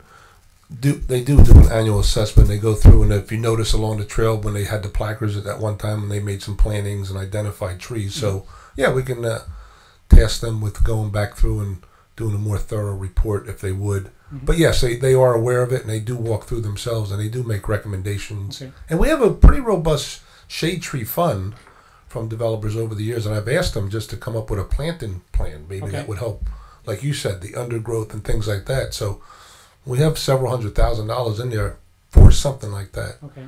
That would probably go a long way and help as to what you're talking about. Maybe bring the songbirds and others back if they have the species there that accommodate them. Okay, yeah, we really have a wonderful resource there because of the way the park happens to naturally be laid out, because there was farmland there before and there's open fields there before, we could actually have all different stages of a natural forest at the same time. Yeah. So that'd be great. And I'll just mention there was a forester who made a speech at the library last night, and he was great. I talked to him. He pointed me towards the number of people that may be able to do that sort of assessment. Really? So it'd be a good thing. Yeah, have them contact us or get me their contact though. How can I? If Can I you follow have up on any this? if you have any contact info from them, I do, and I'm waiting for them to call me back. yeah, share it with me, and then we'll check. We'll all look into it. Okay. And probably go to environmental commission meeting or something and Share it with them as well. Share it with them because Yeah. they, they're on that same wavelength. Okay. When and where are those? I'm really new to this. So. Go on the website. You could. Okay. So they're the first Thursdays of the month. Okay. At 7:00 upstairs. Okay, and is that part of the Shade Tree Commission too? Shade Tree and yeah, you get them Okay. both at the same time, back to back. Okay, great. Yep. Thank you very Good, much. good stuff, Dennis. Thank you. Anybody else, Mr. Sullivan?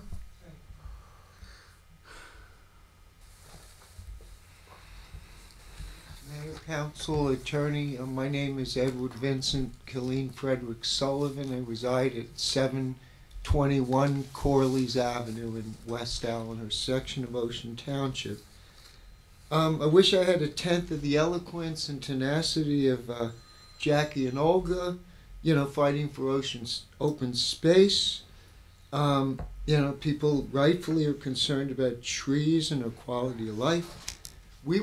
Power company told us 18 of ours had to go years ago. We had no say in the matter because they said, you want trees or power? I'm not somebody that comes in and advocates at meetings. I just not my style to do that. But I'm put in a situation where, I'm fighting for people. With the occupancy problem, and again, Mayor, I appreciate your courtesy not throwing people out at Christmas time. And we were promised a meeting prior to 5 tickets being issued. The tickets I got the tickets the same day that somebody called for the meeting, which I was happy to have, but I understand a mistake. As I say, I don't know if it's a bureaucratic fumble or just an oversight or if there's an agenda. I really, from where I sit, I don't know. These tickets, when I went to court, And I was grateful for a 2-week adjournment on the part of, I guess, Tom Gironda, but the judge said this one's going to move through quick. Bag. Next week, meet with the prosecutor. I was grateful for the adjournment. This is scary for my health because we're talking people. We're not talking cutting down trees or having something built where you don't want. You're talking about people being thrown out in the street. You're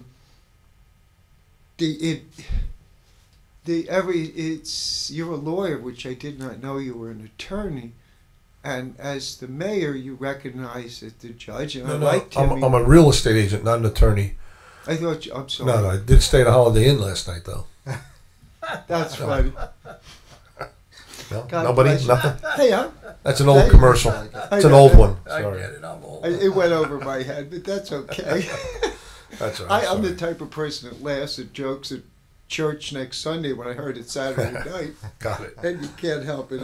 Sorry, Mr. Sullivan. That's all right. That's fine. But the judge, and I like Tim McGochran as a person. He's one of the better ones. Though the system is tweaked because the council appoints the judge. So basically, they do pretty much what the council wants. I'm kind of scared because... No. Can I ask you a question? I have been the judge years ago. I was the judge in this town, but I'm pretty familiar with what happens in the court. I don't think anyone from council that I'm aware of in all the years that I've been in different capacities has ever gone to a judge and said, I want you to do something. Or not do something. Or not do something. There's a... What do you call it? It's not overt, but there's certainly a covert influence, and there should be. Well, we asked for some on your behalf, Mr. Like this lady here was saying, she wants you to talk to the developer. Maybe they'll put it in another spot. I understand that. Right. I'm either that's different than talking to the judge, or I'm beloved. I'm simply trying to have people that I choose to live in my home have the right to stay, and I'm being I'm sorry. I am being hauled to court over this, and I don't think it's right. I was promised a meeting before these tickets. The tickets came the same day as the meeting. I'm fighting for people to not be thrown out in the street. The state's not helping them. These are friends of mine. I have no new people. I'm doing my level best to cooperate. On the occupancy issue, Brandon's in the dining room, and it's huge, not blocking fire egress. And yes, we're a little tight in the occupancy in one room. My choice is to comply with that, whether the town's going to give me time to do it or keep throwing violations until I'm bankrupt. And it's a little imbalanced when the judge is saying, well, maybe you won't be living in this town. I demand my right to live in this town. I love it as much as everybody else. People who are here or not.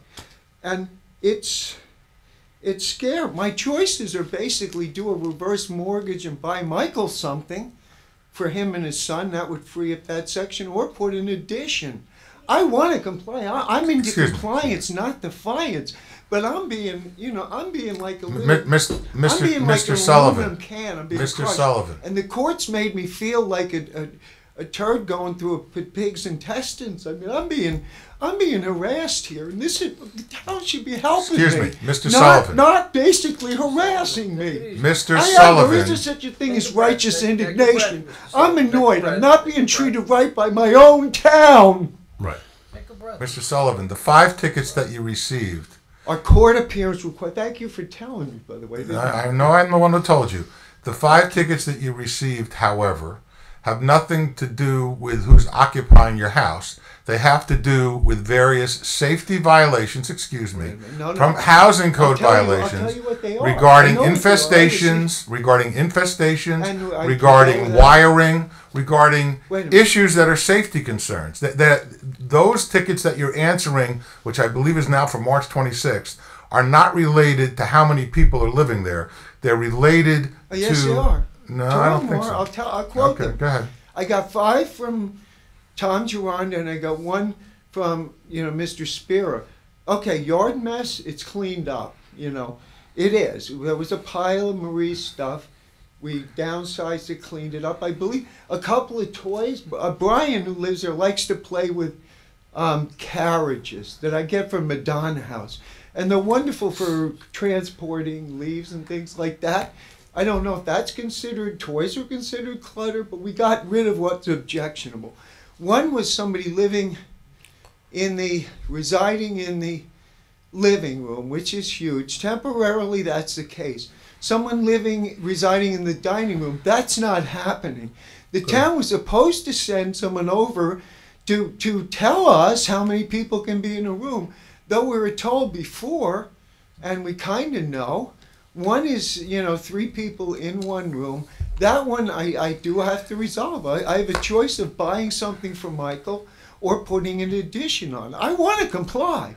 But Mr. Sullivan, I want to be clean. I want to do the right thing, but I want to be given a chance and I want to be worked with. That's what government's supposed to do, to protect your rights.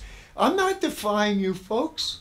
I want to complain. The other ticket was infestation, ortho bedbug treatment. One room did have them. We got through at the beds. We sprayed, we did what they say.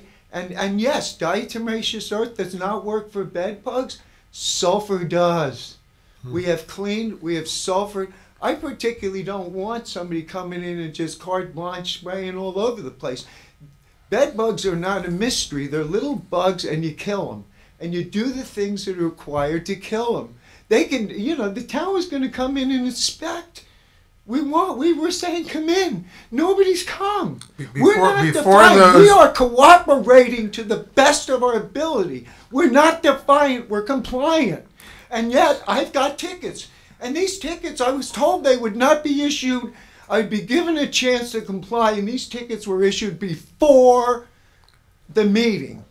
I was lied to at best. Oversight, I understand. I make mistakes every day. Possibly standing up here, but you know what? I demand my rights. Mr. Sullivan, the tickets that were issued initially. Those are the tickets. That's what they are. Excuse me. Person in the living Mr. Sullivan. room, person in Mr. the Sullivan. Mr. Sullivan. Yes. The way this works is you speak and then I speak.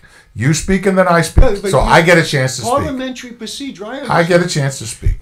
So the tickets that were issued back in Could you please name them? I'm not here prepared to generality. I'm not here specifics. Truth. The tickets that were issued initially. When were those issued?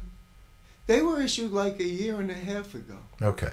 And the judge said, clean this stuff up, do this, do that. Right. And the people came in and did reinspect. And they issued tickets for the things and the items that were not done. I was told by this council that there would be a meeting before any tickets were issued. No, you never told that by this council. I'm not seeing it. I remember.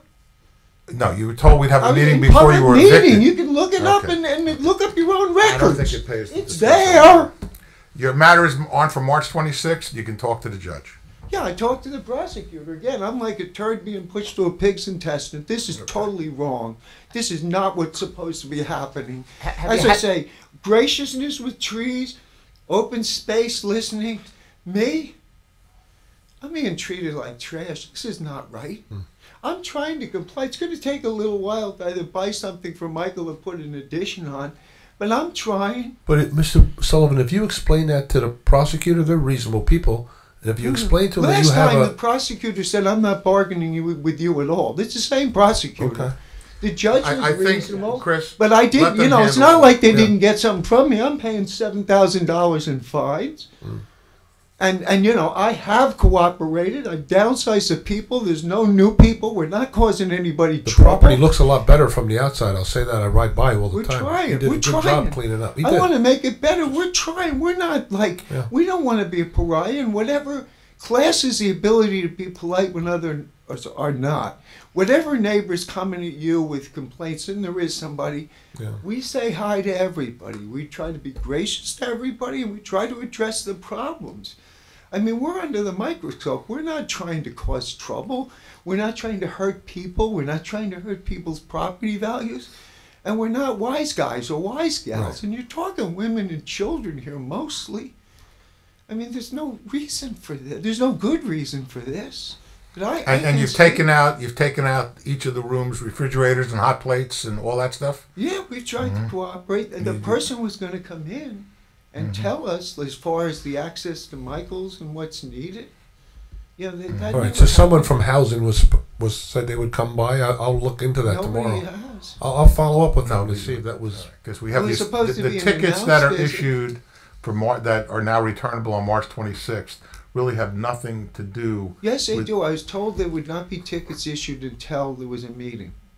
Yes, Well, they do. I don't think anyone told you that. It- But it- these are tickets for these health meetings, violations. It was said right in this room These are tickets to for me building said code when violations. you said you weren't going to throw people out at Christmas. And by the way, we will have a meeting with you prior to the issue of any, any tickets. And it just didn't go that way. I Yeah, understand. I think what we said was, I understand we will it's- meet, it's excuse me, expensive Mr. to Sullivan. be poor and Hello? time-consuming to be busy. Hello?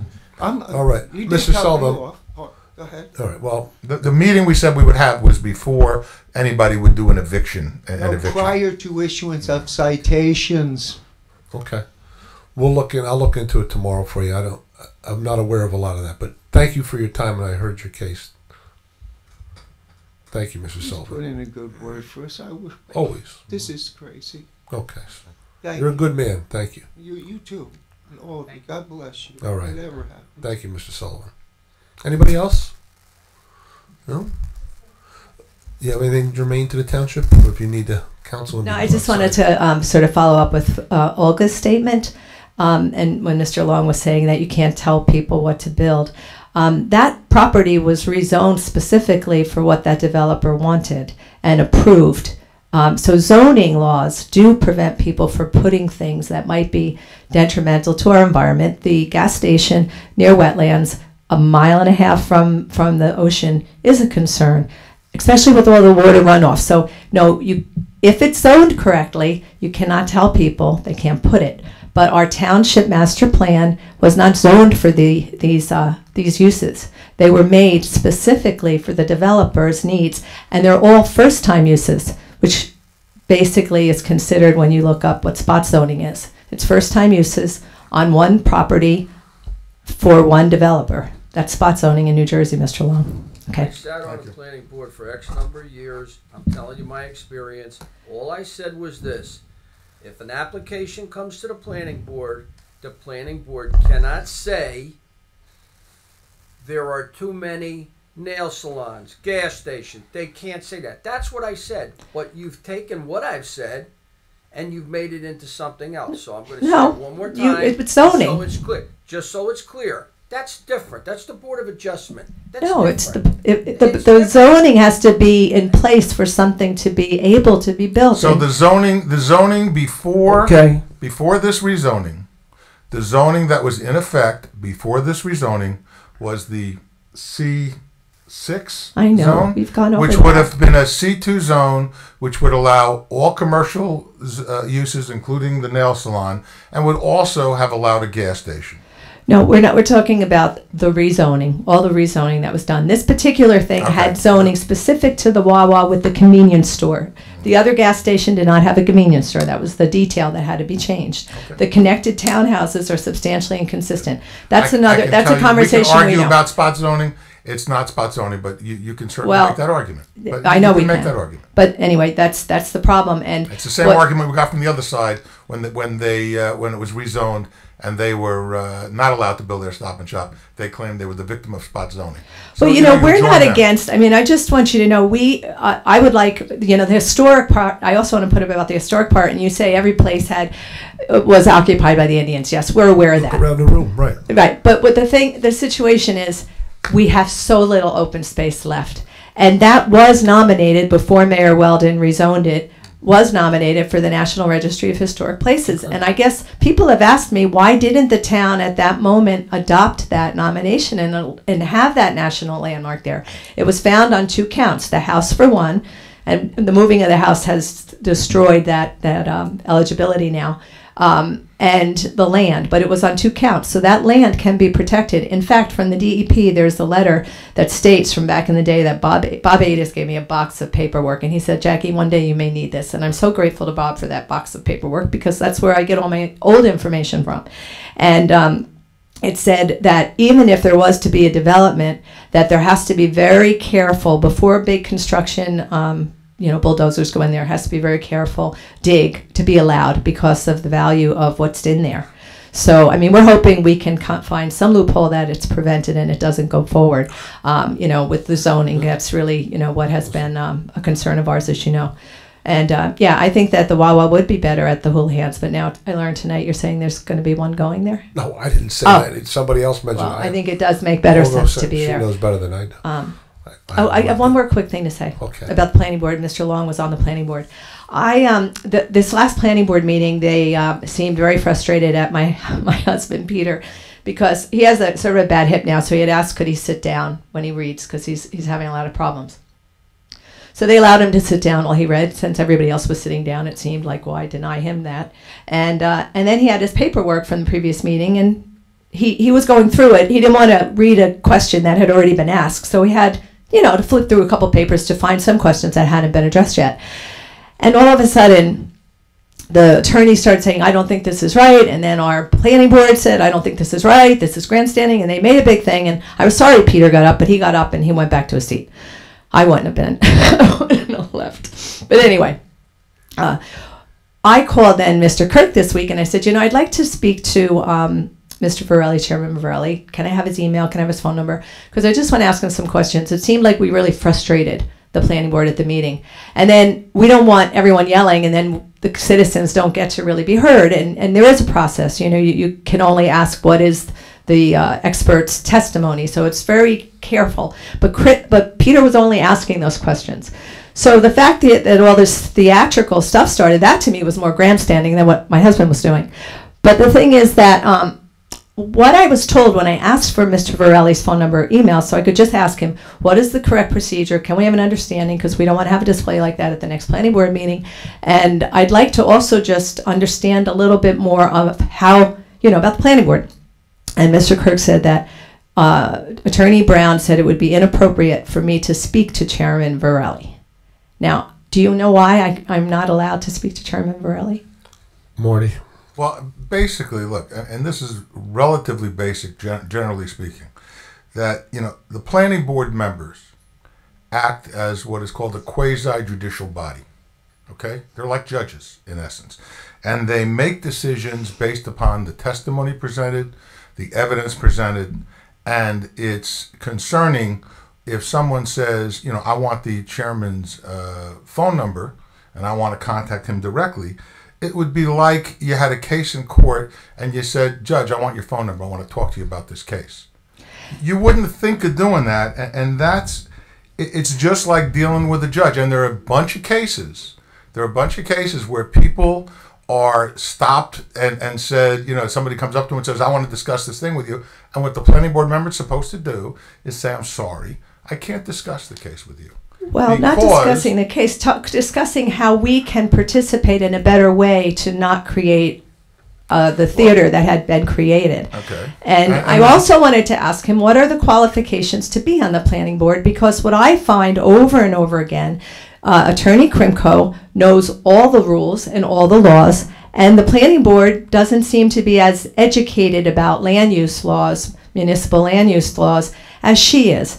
And if our planning board is supposed to be protecting the balance of our community, smart planning, smart development, why aren't there stricter requirements for the planning board committee to have some experience in that? Outstanding question. So it's just like a jury of your peers. You don't get professional jurors, and we don't get professional planning board members. These are volunteers from the community. Well, and so you have a pretty good mix. You have lawyer, doctor, you have maybe a guy that does iron work, people who are from the community that contribute to the community and live in the community and want to do something for their community. So they serve on these boards. None of them are professionals, and it is a big learning process, but we have a whole team of professionals.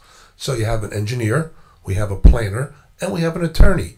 And they're really there to kind of cue us in, and they give summaries. And just like our environmental commission will send something on each application, and they'll read their summary into the report. So that's really what it is. That's the fairest way to do it. If you had professionals, it gets into a whole nother level of what they're thinking and how it should go. So anybody could be on the planning board, you or anybody. You have to be appointed.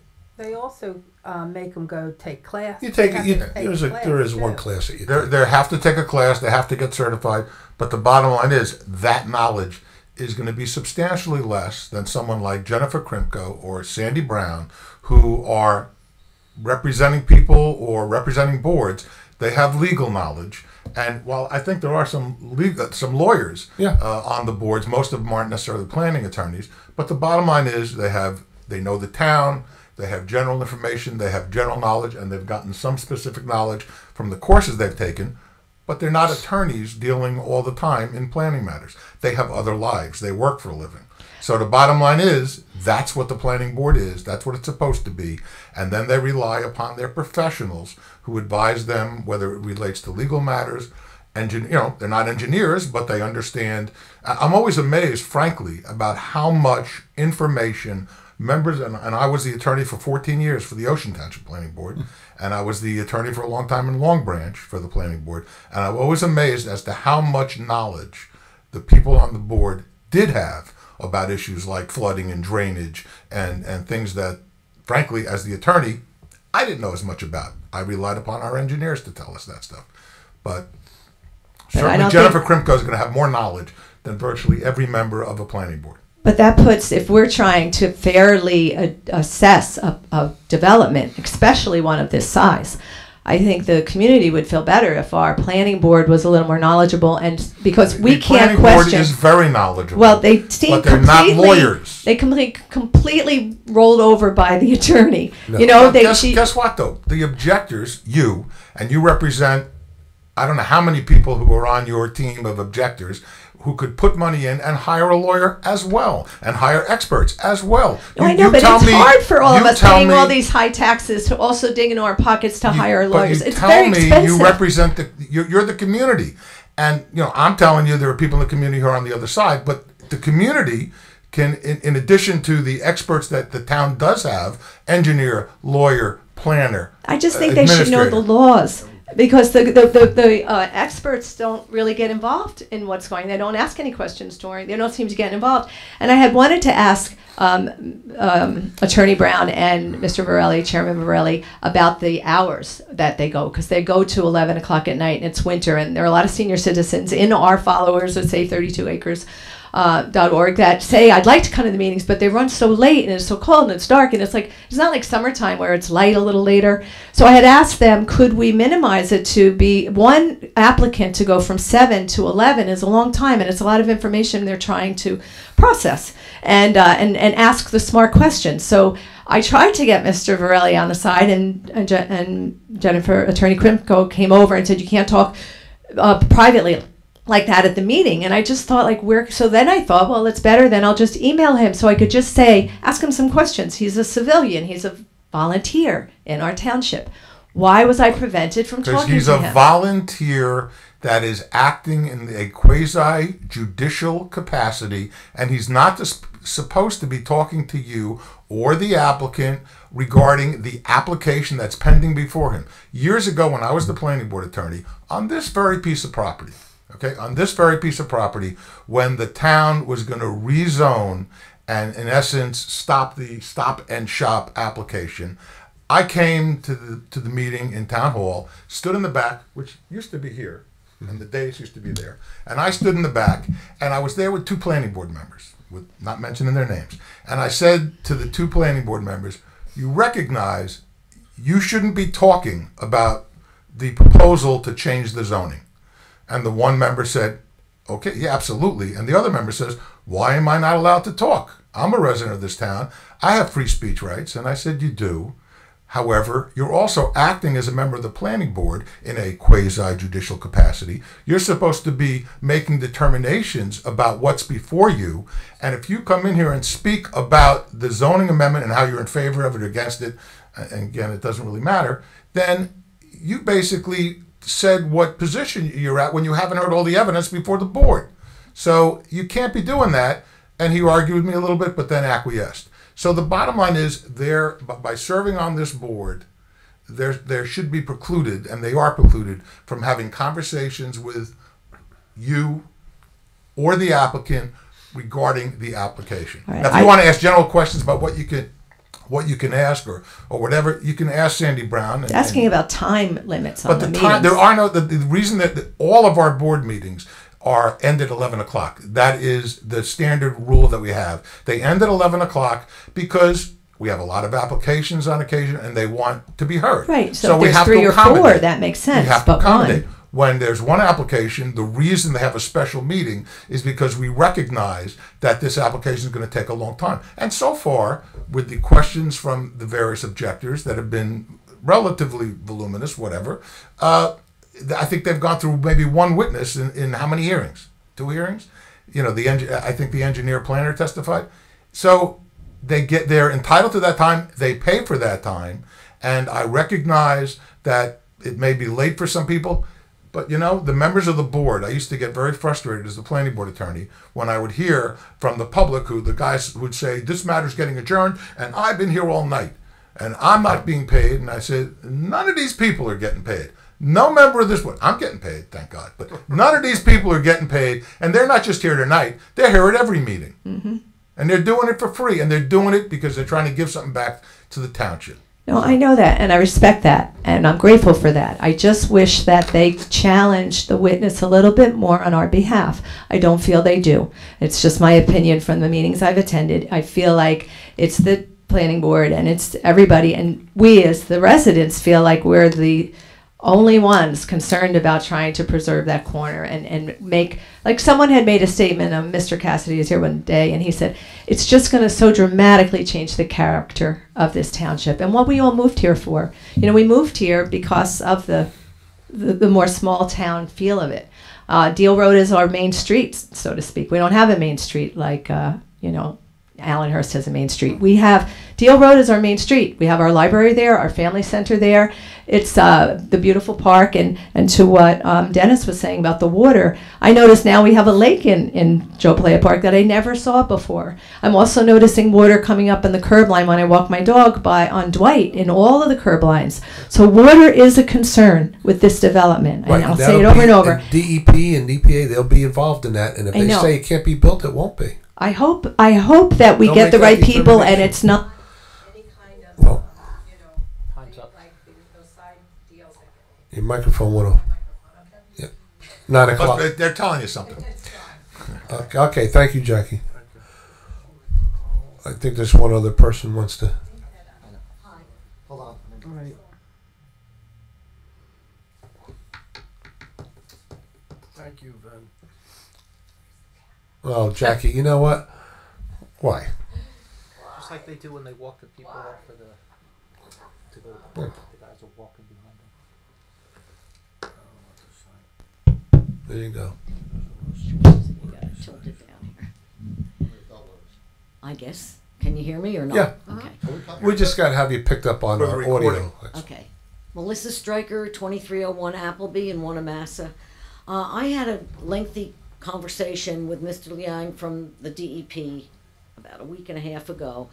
And as he explained to me, the DEP is hamstrung to only look at what happens on the actual property that they have been given the application. Right. They cannot look at what happens downstream, across the street, over top of it, anything like that. And if you look at the regulations, that's how it works.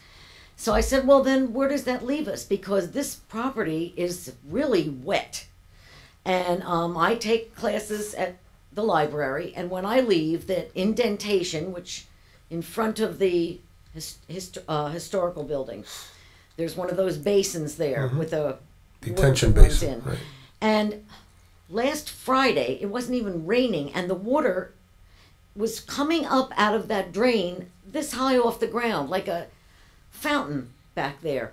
And that can't even be addressed, except I mentioned this to him, and he said, those are the kind of things that the planning board Engineer. can concern themselves with. They can say yes or no about things if something is going to affect outside Yes. of the border. It's a requirement Right. of the applicant not to injure or make worse any off-site conditions. And our engineers are very strict about that. Right. Well, when the they do their- DEP can't say No, it's not the anything. DEP, but So we if they have get we their have permit, protection. That doesn't mean that it's absolutely okay, everything that they're going to do. It only means right in that surrounding area. Got it. But even right there at the library, I couldn't believe that. I mean, I've been going to classes there twice a week, and this was like a fountain.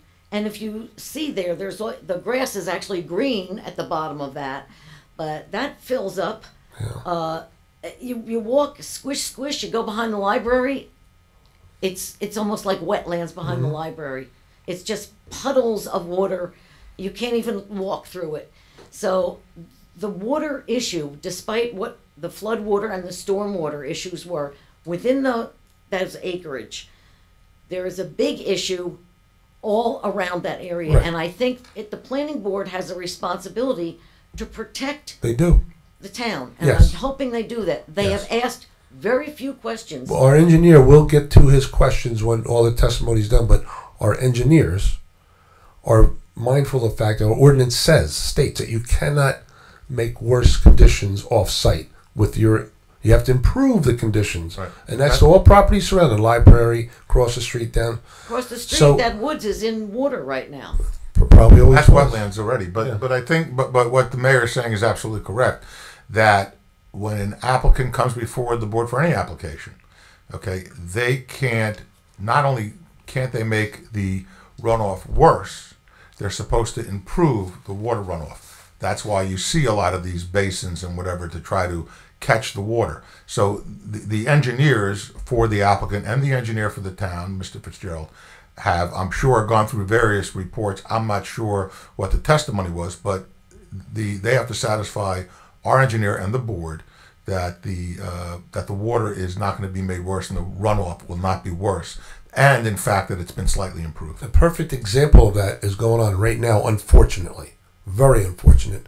There's a new development up at the end of West Park and Hope Road, Toll Brothers, and they have homes built ready to go, and people can't move into them because their basins are failing or have not met our engineers' requirements and they weren't built correctly. And so they're not letting them move people in until they correct the problem. Well, this it's is what I'm unfortunate. afraid of with this, because on paper, Xing Liang, he said, yes, some of this, for the current amount of rainwater and everything, you start removing those trees, you're changing. They calculate all that. You're changing all that. Believe it or not. But only on that property. That's what the DEP, our engineers take into account every off-site. Water runoff. What they call water runoff and how it impacts the neighboring properties, such as the library and down there. And that issue's happened in where I live, the Wanamassa Woods. Yeah. All those people at the end of Turner and Franklin Parkway, they'll have water in their basement. Their backyards are ponds. The kids can't even play in their backyards anymore because the ground is so wet from all the trees that were taken out there. And they've all called. Somebody comes out and looks at it, and only one person has had any work done. The developer had to put French drains in her house, and still her backyard, the kids can't even use it. So these are big, terrible issues. Right. These are devaluing people's property. When you constantly have a wet basement, you start destroying the quality of the house. So these things have to be looked at by the planning board, and the attorney. She's very clever. She basically read them the Riot Act. I've been at these meetings and made it sound as if they have to, because the DEP said it was okay, they have to say it's okay, and they can't do anything different. Not true. They I know, she can't but you should tell have our seen engineers. the Well, I response understand of what the, they probably of the said. boys and the men in the planning board. They were all like, oh, and I thought, oh, this is really weird. Wow. She's really intimidating everyone. They have an attorney also, Yeah. and they have an engineer. So Well, I'm confident they're going to do a good job She's here. very intimidating, and That's her job. And she wasn't, and she's not supposed to answer, only the witness. Yeah. And multiple times she answered for the witness, so Well, it's been a little rough. I got you. Those meetings. If you look at the tapes, you'll see that. Okay. She spoke most of the time, not the witness. So thank you for hearing me All right, out. But thank I you, think Melissa. the whole area needs to be looked at. Thank you. Thank you. Yeah, one last, Mr. Sullivan. Did you have one more thing to add? I'll be short and I'll be soft-spoken. I just wanted to know generally, the first 4 charges, living room, dining room, bugs, and 3 people in the one room. Am I precluded, they came from Tom Gironda, the housing inspector. I know when I had J. Lowell Rep Juckett excellent man, fine man representing me. At that time, they couldn't talk to me because I had an attorney. Yeah, it's funny how all this stuff is. Can I talk to Tom now or not? If you're not represented by counsel, you can certainly give him a call. And then the same thing with David Spear with the yard trash, because I would like to kind of know. I mean, they're going to be, they're pulled into court. Thank God they couldn't make it and I had a 2-week reprieve. But, you know, to see them and see what they think of our compliance. I need any help I can get. Any good If you're not represented by counsel, you can certainly speak to them. Okay. And the other thing, you know, to talk about water, we are blessed to have all this rain, believe it or not. A lot of the country's praying for water. Our solar, I look at our sump pump like a bilge pump because we're on the spring where it's heading towards Deal Lake. Yeah, we have that green too in what I call our cornfield. You know, if the town wants me to put a dry well, I'll do that. You know, I'm not averse to cooperating. You know, I'm really not. I don't. If I ranted or sounded loud, I'm sorry for that. But God bless you. Thank you, all. Mr. Sullivan. Have a good night. Great. Thanks for letting me speak twice. You're welcome. That's a class act. Okay. Thank you. Thank you. Yeah, we got to let Uh-huh. her speak twice. Quick, I don't want to take it. It's late. But when you say that Mr. Fitzgerald is going to do the work to satisfy the board, has he already completed the evaluation on the whatever the applicant had proposed? Here's what happens, just so you know, before they even get to the planning board, on big projects like that, even small applicants ask for it. We offer it called a technical review conference. Okay. Probably had 30 of them to go over all these things about stormwater mitigation, stormwater management, off-site conditions, circulation of the project. Correct. All that stuff was already probably discussed between two engineers, no attorneys, engineers only, mostly in the room, over and over again. And so they're confident before they even bring their plans in that they have a good handle on how that's going to work out, how the runoff's going to work out, how they're going to manage their stormwater, how they're not going to impact the other properties. They don't just, not a bunch of monkeys jumping on a typewriter here. This is well orchestrated. They have it figured out. And usually when the meeting starts, in the very beginning, they have the planner, our planner, and usually the engineer. I don't know if that happened in this case, but they usually read their reports, or Bill would oftentimes, Jim would read the report. Bill would oftentimes paraphrase the report, and he would highlight, to the extent there were issues that he was concerned with, he would typically highlight those if there were still issues. Okay. One more thing. Has the town done like an aerial photograph or video of the condition of the site to prevent any change before it gets approved? Well, here's the thing. There's a property owner there. Yeah. And they can go in and do changes to their own property without a permit. If they want to take X number of trees down, they can do that. If they want to take all the trees under 6 inches down, which is probably 50% of that property, they can do that. They asked me, and I said, don't do that until after your application, because I thought that would create a big stir, a big buzz amongst the community. I was probably right. That if they saw them going in there and thinning out all the dead stuff and all the underbrush and the undergrowth and anything under 6 inches, and they could have. And as a courtesy to us, they didn't do it. But they certainly could have. Then you would be looking through, as Mr. Howlett had mentioned, bones right through to the next property, because that's what's illegal. Has a video, an aerial view of the property? There's a when they come, there's a tree count that they provide, so they know how many trees are taken down on a property. They say they are going to take about 3,000 trees. Yeah, so I wasn't there. I don't know what the count was. Yeah, was my understanding that Toll Brothers were treated very favorable when compensating for the trees that they took down.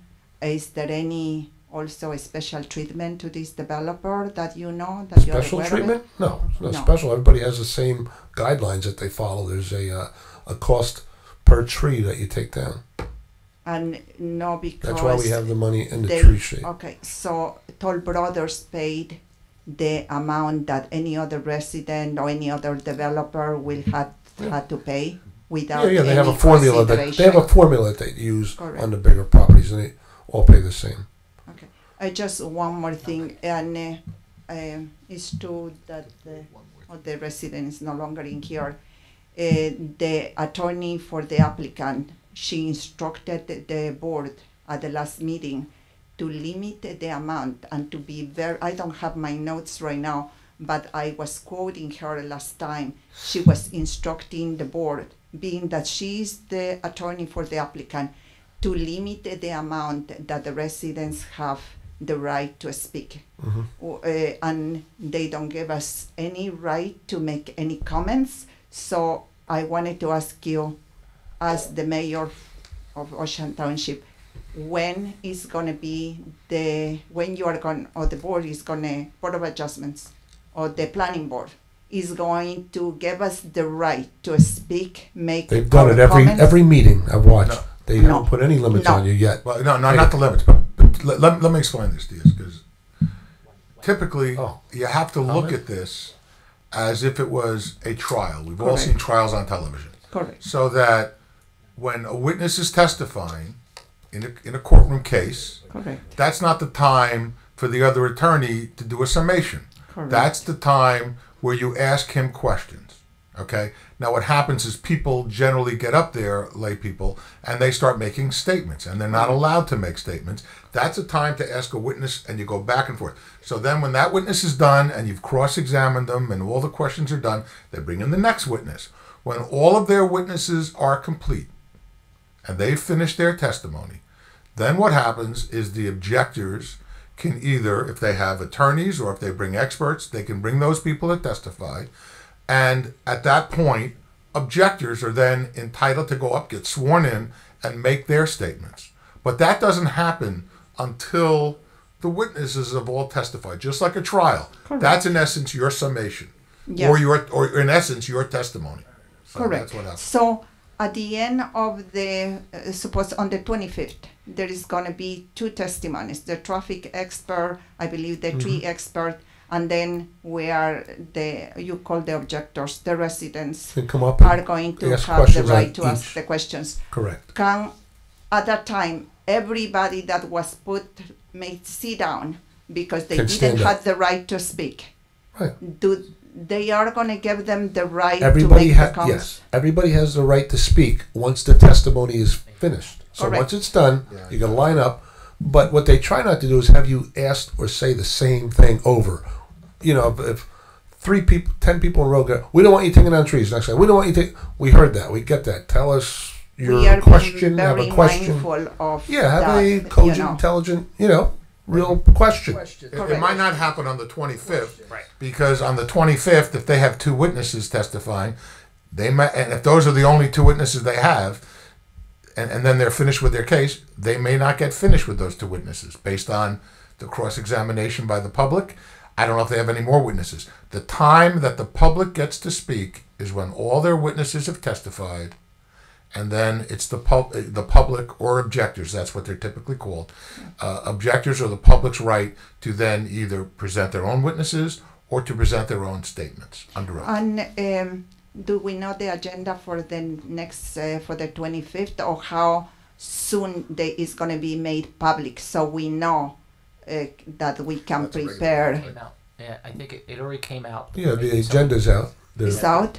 It's out, but I talked to the director this morning or yesterday, I forgot. There may be one slight adjustment to it, but as of right now, there are, if I remember correctly, and I could pull it up, there are 2 cases that need to be approved, and right now I understand that the one case that was going to get heard is not being heard. So, and what was the reason it's not getting heard? Maybe they're not ready. Who knows? Yeah. Why was Typically that's it was on the part of the township that postponed it, No, or the usually it's the applicant applicant. postponed it? Yeah, No, the it's the applicant. applicant. We don't postpone. Once we get them on the agenda, it means we're satisfied that they're ready. Okay. So that said, though, and I'm not saying Mr. Kirk hinted that they may have the whole meeting. I don't know. So I don't want to say that, but if there's nobody, I did ask the question, if there was nobody else on the agenda, would they have the whole meeting? And he hinted that it would possibly. Yeah, they usually give them a courtesy of being there. I had that feeling, but when at the end of the meeting, when the attorney for the applicant requested that the continuation of their hearing be on the 25th, she made it on the record. I believe the stenographer was still typing to the public that meeting was not going to be only for the case. That is going to be all other cases. Correct. And was no. And when I asked for the time, that she says 7:30, she said, "I don't think you will need to attend because probably we are not going to even be heard because there are other matters." So the public thinks that why will go to that meeting if other matters from like a changing a fence and things that they are not concerned as being of public interest were going to be heard. So that comment, it shouldn't be made for the public. And I wasn't there, but I will say it was recorded. No, I'm not doubting it was said. I'm just saying that may happen. That happens frequently, where somebody is on the agenda, to the mayor's point, and they withdraw themselves. So things are moved on and off. Times are moved up. Times are pushed back. That's not uncommon. If an application is scheduled to be heard at a specific meeting, it may be the first, second, or third, or two may get removed and you got moved up. So that's not uncommon. And they're all scheduled for the same time. So they all start whenever the meeting starts, 7 or 7:30. All the applications are scheduled for that time. And then, like Rob just said, if all of a sudden an attorney comes in, or somebody was sick, or his expert can't be there, or there's many different reasons, they put off their application, and then everybody moves up. So I have no idea how many applications are on that night. But my point that I'm trying to make. I understand your point is that she shouldn't have said that. She shouldn't have said that because made the public understood that that it was not necessary for them to be there, because this meeting that we are all interested in, that is for the 32 acres of the Wawa, whatever it is called, that project. I think the name is Ocean. I know you're looking at the clock. No, I'm looking at my date. No. I'm actually looking at the date to say you have 4 days to let everybody know that the meeting starts at 7:30. Yeah, thank you. Everybody who's interested should be at the meeting. Yeah, she was saying, that probably this is not going to get heard because there are other matters on the agenda. Right. Yep. Okay, thank you. Good. All right, thank you everybody for coming. Someone make a motion. Motion to adjourn. Second. Deputy Mayor Long. Well, Council members of Cherry. Yes. Napolitani. Yes. Jessica. Yes. And Mayor Cecile. Unless Rob wants to make a closing campaign statement, yes, we'll close the meeting. Meeting adjourned. Thank you all for coming. Why do you get to say? What? Why do you get to make fun?